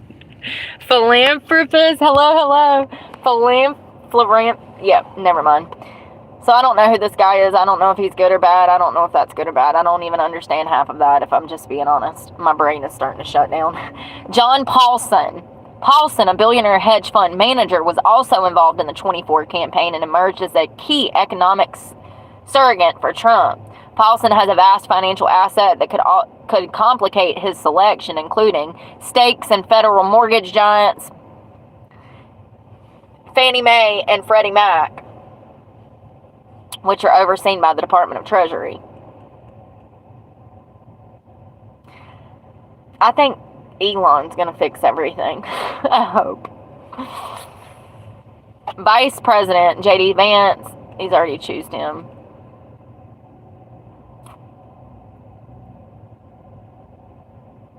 Oh, and that's what it says. It says he already picked J.D. Vance. Central Intelligence Agency Director. The director of the CIA manages the government's premier agency tasked with the acquisitions of foreign intelligence through human sources, analyzing all sources of intelligence, and conducting covert action. Y'all ever read something and you're like, damn, I got that right. Acquisitions. I didn't even know I knew that word. That means looking into something, correct? John Ratcliffe, R-A-T-C-L-I-F-F-E, a former Texas congressman and federal prosecutor, served as director of national intelligence from 2020 to 2021 in the first Trump administration. He is viewed as a Trump loyalist. There's a word in there that I don't, Richard Grenell, Grenell. Richard, acting director of the National Intelligence and ambassador to Germany in Trump's first term, has continued to advise Trump's foreign policy during Biden's term in office. His extensive business ties with Balkan countries could provide opportunities during confirmation hearings. He's also a possible pick for the Director of National Intelligence. Balkan is that country. How many damn people does he... Jesus Christ! Alright.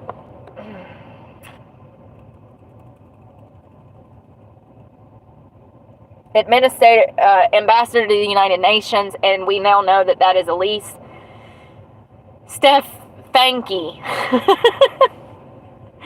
Stefanik.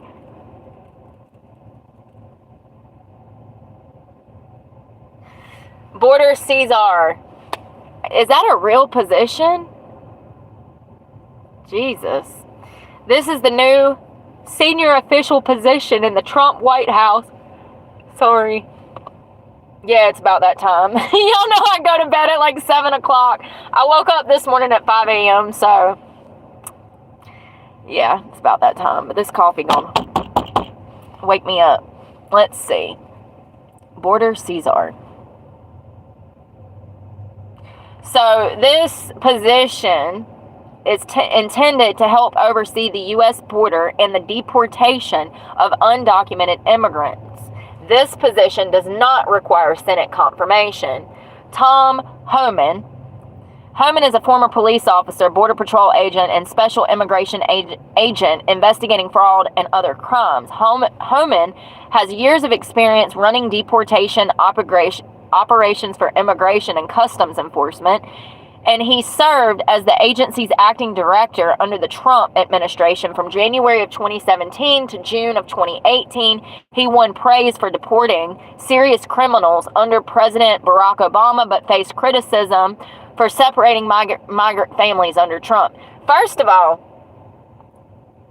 you're breaking the law. If I go out here and get a DWI and I got my kid in the car, excuse me, we're going to be separated. The state is going to take my child and I'm going to jail. It's no different if you come over that damn border knowing good and well that your ass is illegal and that you should have went through Customs and Border Patrol. Same thing. I don't feel bad for any parent that was separated from their child because they were breaking the law with their child. Plain and simple. Centers for Disease Control and Prevention Director. The mission of the Director of the Center for Disease Control and Prevention is to protect the public's health through disease prevention, health promotion, and preparedness. FEMA needs to take a note on that. Casey Means is the potential candidate. The Stanford-trained physician and entrepreneur has become an advisor to Kennedy. Means has argued that incentives in American... Oh, yeah. Is that incentives? INCENTIVES. So, Casey has argued that American food and the health systems have rewarded private industry and encouraged unhealthy behaviors in her recent book on causes of chronic disease and been passed around by the... Yes, yeah. So this girl is saying that our own country has been poisoning us from the inside out and that there are incentives in America's food and health. Is that the right thing? Am I saying that right? Somebody let me know if it's incentives. INCENTIVES. The sentence just don't make sense to me. Means has argued that incentives in American food and health systems have rewarded private industry and encouraged unhealthy behaviors. Okay, maybe that does make sense. National Security Advisor. The role and power of the National Security Advisor vary from president to president. Officially, the advisor coordinates among the members of National Security Council, the Secretaries of State and Defense, and the heads of other security agents to formulate options for the president on security issues and strategies, and sees that presidential decisions are carried out. But the advisor, based just steps from the Oval Office, has often been a powerful influence on those decisions.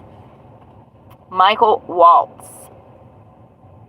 Trump has asked Waltz, a Florida congressman, yay, we love Florida, and retired Special Forces officer to be his national security advisor. Waltz advised George W. Bush's administration on defense and the Pentagon and the White House and Congress. He is known as a China hawk. He serves on the House Armed Services Committee, the House Foreign Affairs Committee, and the House Intelligence Committee. You don't think he's doing too much? All right. Lord, I gotta... seriously. I've been sitting on this leg too long. I'm just going to fall off. The White House press secretary, number 19. I did not realize that they had to hire this many people. I guess every position's got to be filled, right? Hopefully with better people that are not working together as a team to ruin this country, but to build this country back up. All right, the White House press secretary. The press secretary is the president's most visible spokesperson. Traditionally, hey, that girl that's the one, Trump's old press secretary, the blonde hair girl, that bitch is on fire. I love her. God, she was quick. The media would toss something at her and she'd twist that shit around and she'd be like, this is your fault. This is your fault. This is the media's fault. The media's the one that lied. The media's the one that's giving out misinformation. I got to find that girl's name in a minute. I don't know who she was, but she was a spitfire. The press secretary, blah, blah, blah, blah, blah. So the press secretaries for Trump, past press secretaries for Trump, include one of my favorite people, Sarah Huckabee Sanders. I love her.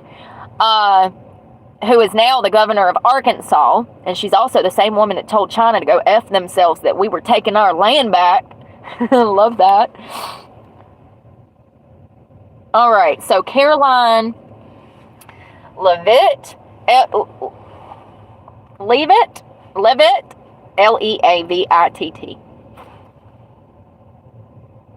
Is that the same girl? Hold on, let me see if this is that girl. Because, y'all, when I tell y'all that girl is smart as... I don't know who raised her, but they raised her right.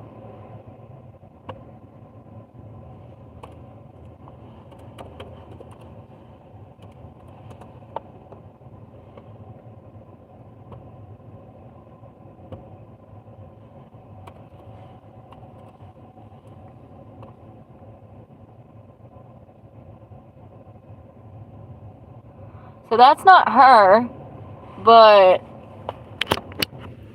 she's also supposed to be working with him.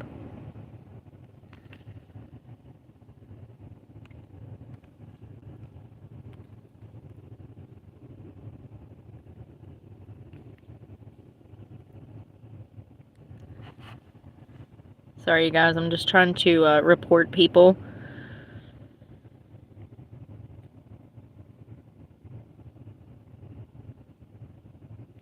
Kaylee, thank you. You are the best, monk mode. That's so wild that her name is Kaylee, and I like her so much because my mom's name was Kay, and it was spelled K-A-Y. Yes, so she was the former, and y'all, this girl is, she didn't give no you-know-whats. She gave no you-know-whats, and yeah, love her. When she was his former White House press of secretary, she was on fire.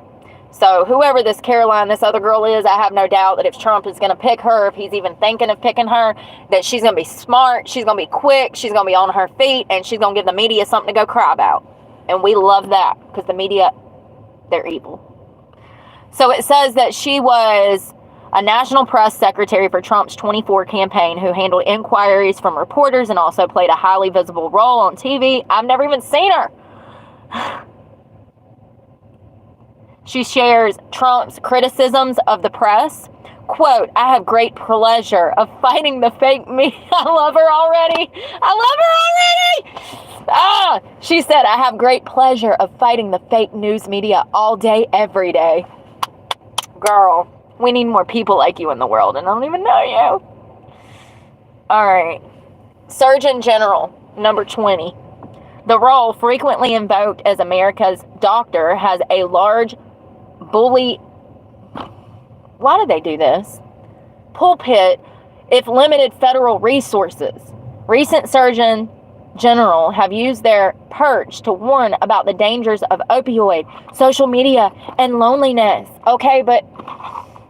The Surgeon General also oversees the commissioned corps of the U.S. Public Health Service, of uniformed medical personnel who help provide care in rural and isolated parts of America. So it's like the Surgeon General's warning. Joseph Ladapo, the Florida Surgeon General, is close to Ron DeSantis, who battled with Trump for the Republican presidential nomination, but has fans such as Kennedy. Joseph also has drawn criticism for public health leaders for his skepticism of vaccine and rejection of traditional strategies to fight the measles outbreak in his state. Oh, that's it.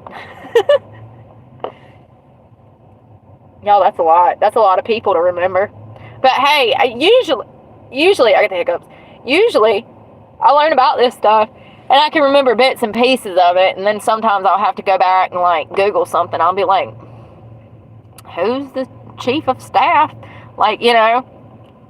But I think it's important to get to know these people because it helps you determine which direction things are going to go in, you know. And it helps you be able to kind of predict the future. Well, me, but that's what I do. So I just have a way of filling things out. You know what's crazy is that Trump actually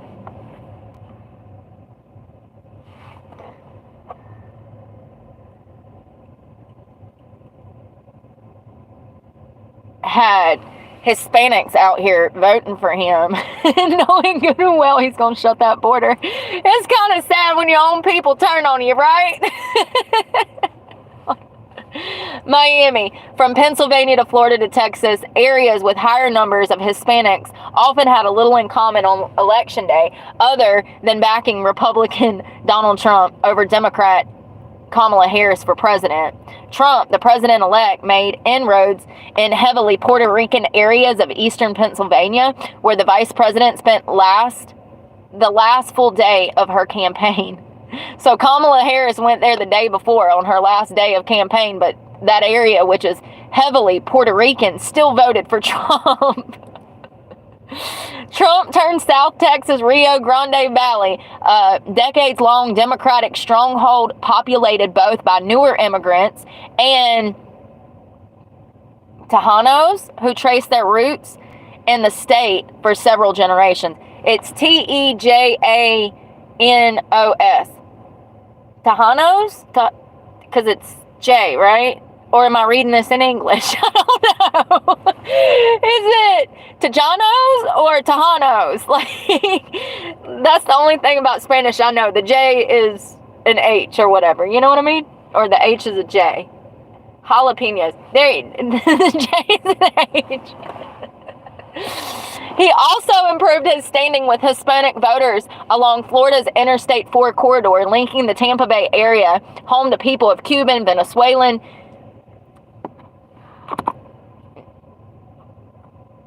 Nicaraguan, Colombian, and Puerto Rican. I had to be careful.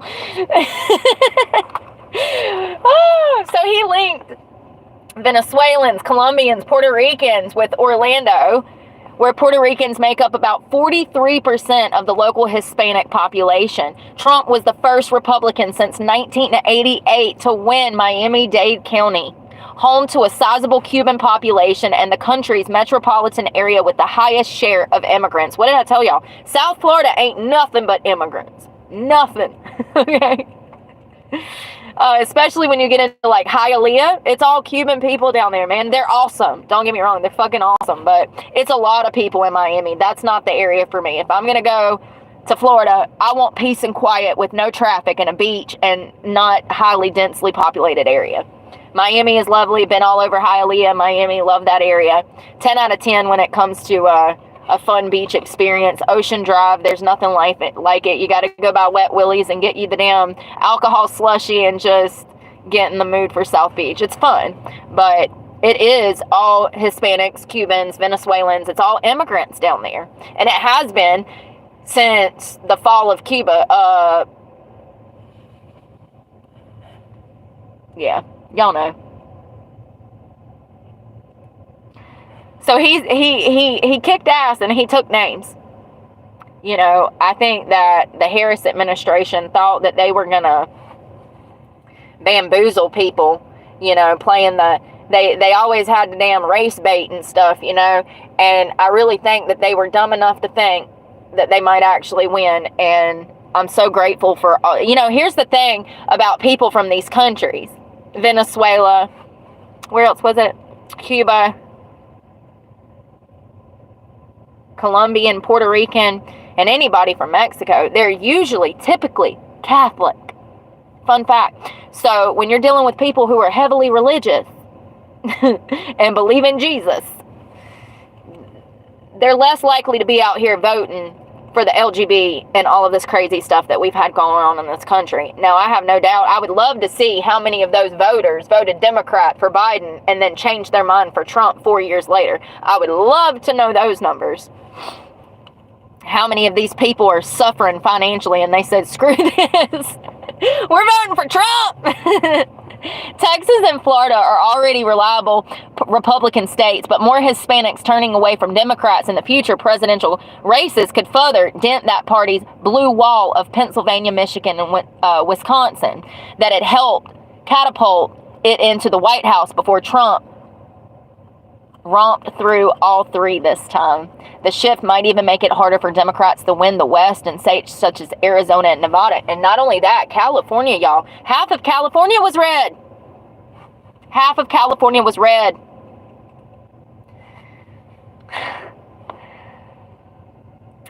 Honestly, seeing that map lit up with like 80%, probably over 80% red, it was just amazing. Like, amazing. Jeez. Oh. Let's see here.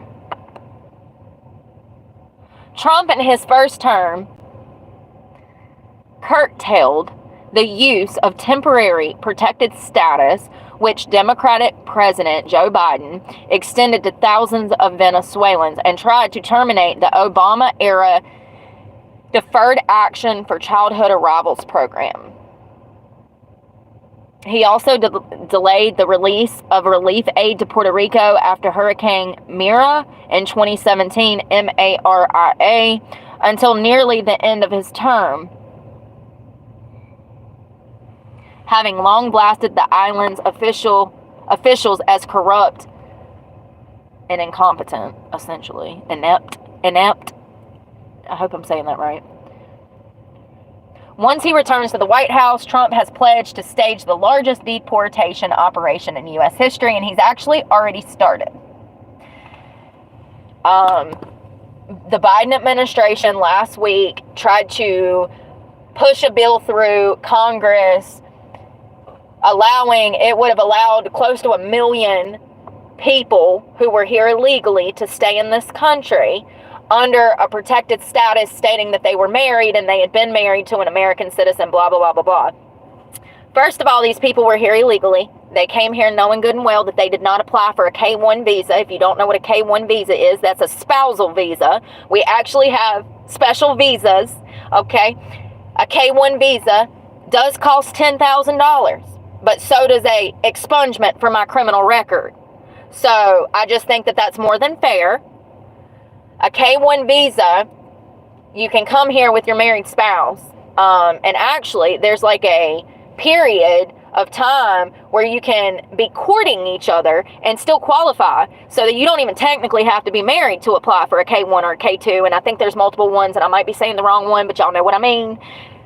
These people came here and jumped that border, hoping that they could stay, that they would be protected. They knew that it was illegal. And I get it. You hopped on the bandwagon. Everybody was doing it. All the cool kids are running the border. I get it. But unfortunately, you're not going to be able to stay here. This bill, or this legislation that was pushed through, in an attempt to push through Congress by the Biden administration last week, was struck down by Congress. And Congress said absolutely not. They all go back. So Trump is already actually out here kicking ass and taking names.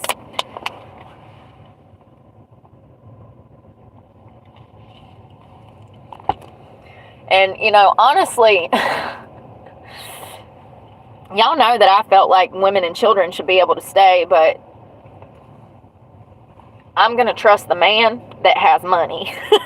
Since I have none, I'm going to trust him to do what we elected him to do. You know what I mean? Like, we have American children that can't even read, 2 out of 3, that are not even reading on their grade level. And if you think for a minute, in certain cities, states, New Mexico, Nevada, California, Texas, Ohio, we know for a fact that children's educations have been stalled because of the mass illegal immigration issues in Springfield, Ohio. So imagine how that disrupts all of these states that have high levels of illegal immigration come into their states. These students' educations, our students' educations, are suffering because teachers are spread so thin dealing with students that don't even speak English. It's not okay. Your children, my children's education should not have to suffer because we are helping too many people at once, when we are not even helping the children that are U.S. citizens. So, giving it some thought, I feel a little different than I did a week ago when I said, well, maybe women and children should be able to stay. Not when it's affecting other children's education. And it absolutely has.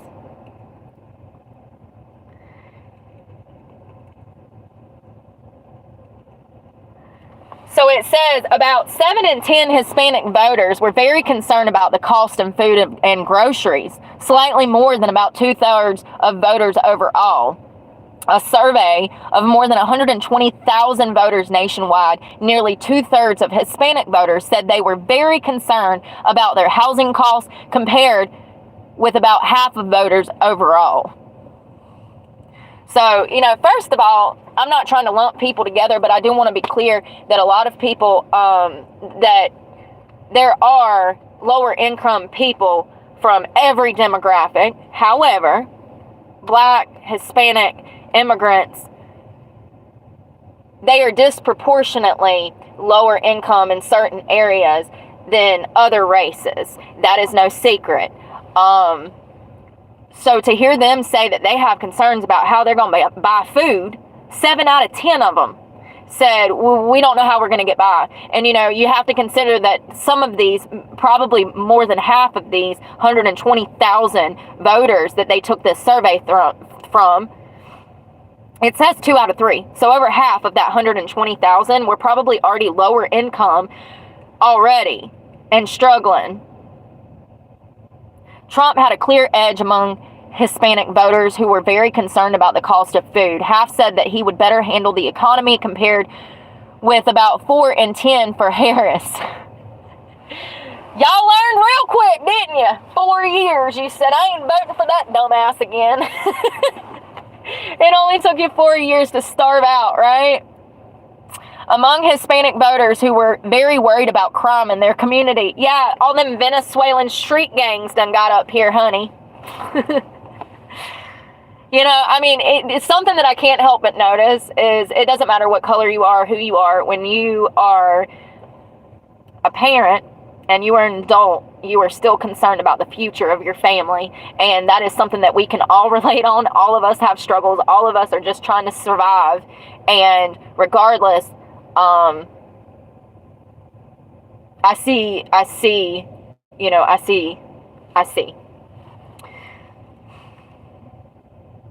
Quote, this is a Colombian immigrant who headed a Hispanic outreach task force for Pennsylvania's Republican Party. I love it. When they look at both candidates, he's speaking for Hispanic voters. He says when they look at both candidates, they saw who could improve our economy and our quality of life. Did he offend us sometimes? Yes. But that happens in political campaigns. First of all, if it don't apply, let it fly, okay? And I think that there's a huge difference in the immigrants of 20, 30, 40 years ago in comparison to the immigrants of the past 1, 2, 3, 4, 5 years. We know that Fidel Castro, that was his name. When Cuba fell, we had a mass influx of immigrants from Cuba, and we took them. We wanted them, and we always want immigrants in this country, but the right way.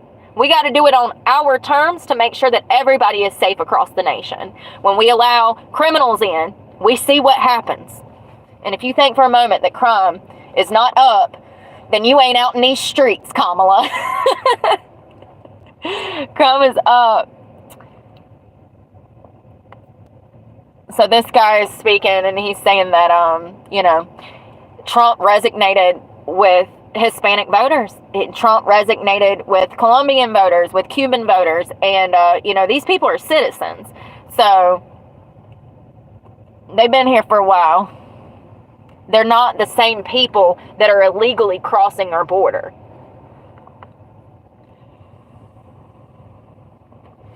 Hold on. I saw Bad Bunny, and I'm like, what? Oh, God, Trump. He be saying shit like me. So, apparently, during one of his rallies in New York, Trump joked that Puerto Rico was a floating island of garbage. Trump.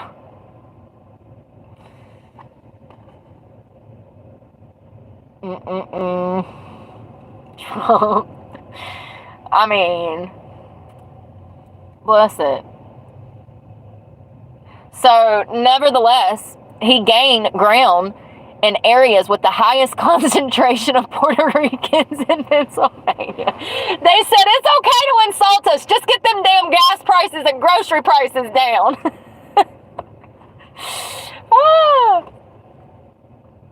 Oh my God. And this was in Pennsylvania, where Kamala Harris spent more time campaigning than any other state. She worked her ass off to try to win Pennsylvania, and he still won the Puerto Rican vote out there. That's wild. He won the counties of Berks, Monroe, Luzerne, and he lost the county by fewer than 5,000 votes against Harris. Biden had carried it nearly 3 times that margin in 2020. So it was very close. So he didn't take Pennsylvania, but it was very close. And the majority of people were immigrants that voted for him out of Pennsylvania. That's just wild. I love that. I love that. That means that we've got unity. That means that we're coming together. We're all on the same page. We know what needs to take place. We know we can't forget how things have been for the past 4 years. We can never forget this. I'm telling y'all, it's going to be a moment in history. Trump's victory was even wider in Florida, with nearly one quarter of residents are Hispanic. He won the state by 13 percentage points, or about 4 times his win of 2020 margin. He also flipped Central Florida counties. I can't say those. Seminole and Oceacala, y'all, I don't freaking know. Where many Venezuelans have immigrated as their home country becomes increasingly unstable. He also narrowed Democrats' advantage in Orange County, which also is heavily Venezuelan. Farther south, Trump won Miami-Dade County with an 11% point average after losing it by 7 percentage points to Biden and by 30 percentage points to Democratic Hillary Clinton in 2016. I bet y'all are damn feeling so stupid right now voting for these damn people. After everything that's happened, they'll never admit it. I've tried to find Biden supporters. I've never had anyone admit to my face that they voted for Biden. To be clear, Hispanic voters are not buying what Democrats are selling. Amen. The same was true in South Texas, where Hispanics are largely of Mexican descent.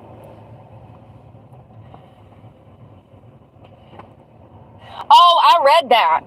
So there was this little town, it's called Prado, it has been a Democratic county, 92% Hispanic, and the most populous part of the Rio Grande Valley. Trump carried it after losing by more than 40 percentage points in 2016. Trump swept all of the major counties along the Texas-Mexico border. I read somewhere that this county had historically voted Democrat. They had never voted like Republican. Let me see if this is it. And the entire county flipped red.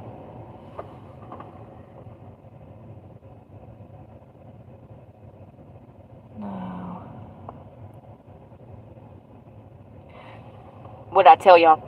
So many Hispanics in the Rio Grande Valley, particularly devout religious ones, Catholics, honey, were alienated by National Democrats' focus on reproductive and transgender rights, with the latter becoming a key political weapon for Republicans. This nonsense about, quote, this nonsense about you're going to send your son to school and he's going to come back a girl, our side scoffed because we said no one's going to believe that. But no, it struck a chord. Others were simply looking to cast a definitive vote, or were inspired by the idea of self-made people embracing the American dream, even though Trump got his start in business with a large loan from his father. Should have forgot.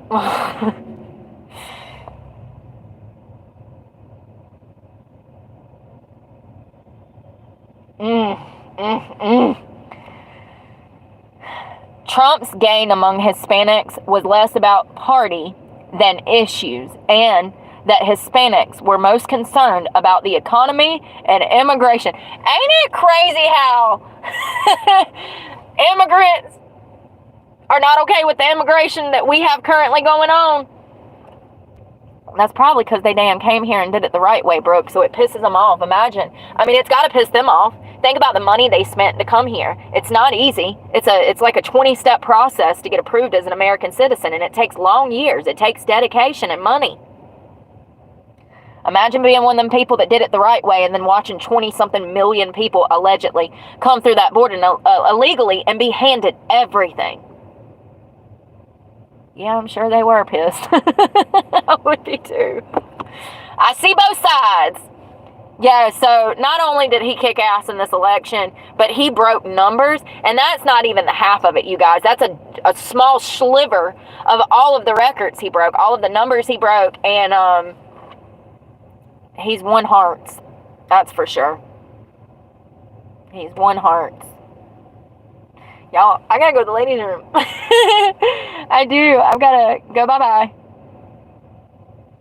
I have a couple of places I'm gonna check out right now. Oh, God. I need to check my email.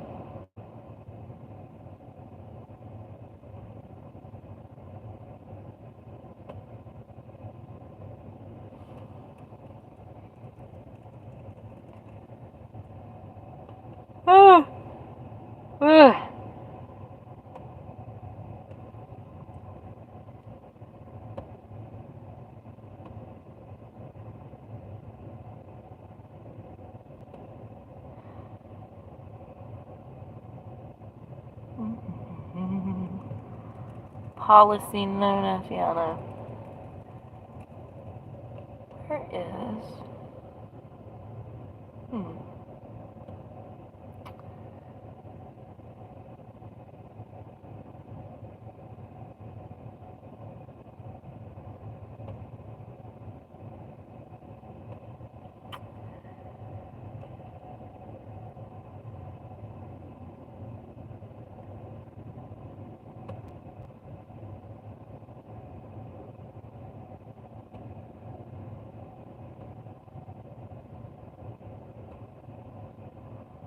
What the hell?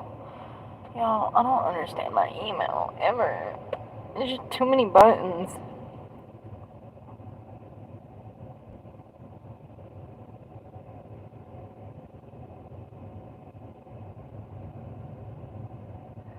Some of y'all creep me out.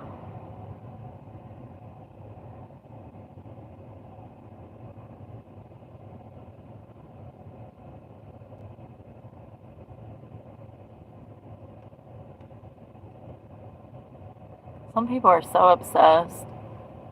Seriously. Stalkers. Imagine being able to live at home with mama and daddy and not have to work every day. It must be nice, right? I wouldn't know. I was kicked out on the streets at an early age, been on my own since, working my ass off. No matter what, I'm always doing something working. Every single day. I wouldn't know what it's like to damn be obsessed with anybody.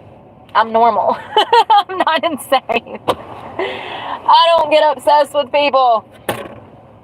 It's unhealthy to have obsessions in humans, okay? Especially when that person is not obsessed with you. I think they have watch lists. Oh, yeah, that's called the sex offender registry list. Yeah. Yep, that part. Well, I'm about to go, y'all. I'm about to go.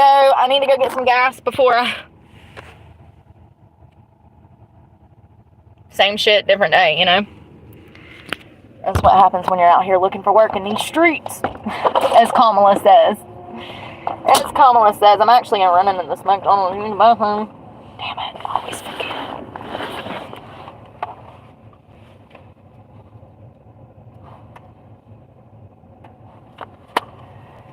Oh, God! Oh, what a day! I got up at like 5.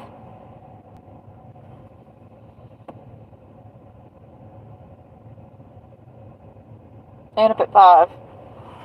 Started my day. I'm sweating right now.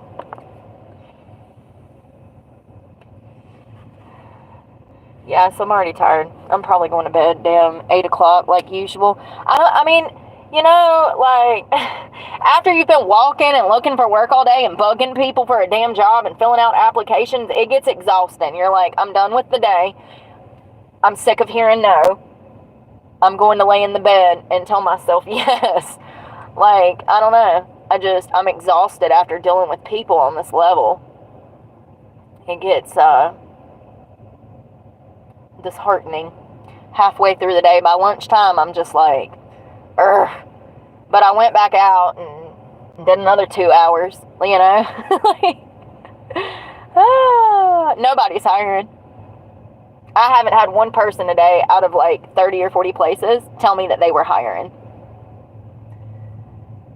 I just wonder how long I'm going to look crazy before Trump says, hey, by the way, unemployment is 6.8 and we didn't fucking realize it because the fucking Biden administration's been lying. And by the way, they never added any new jobs. This country's in a whole lot worse fucking problem than we thought. I'm just waiting for the day. Because I'm not the only one out here in these streets struggling to find work right now. I'm waiting for the day.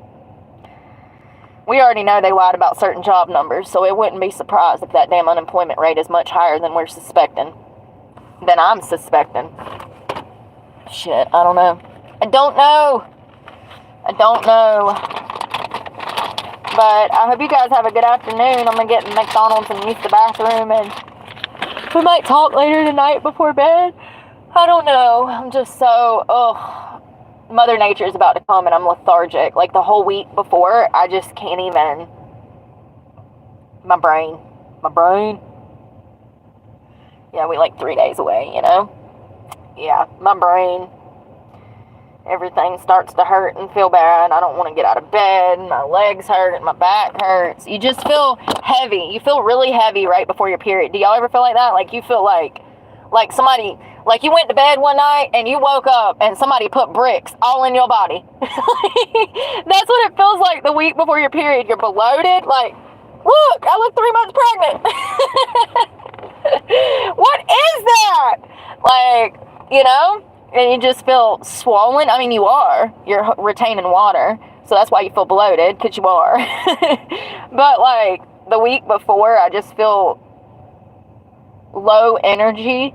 Lethargic, tired, and you feel heavy as hell, like God put bricks in your body in your sleep.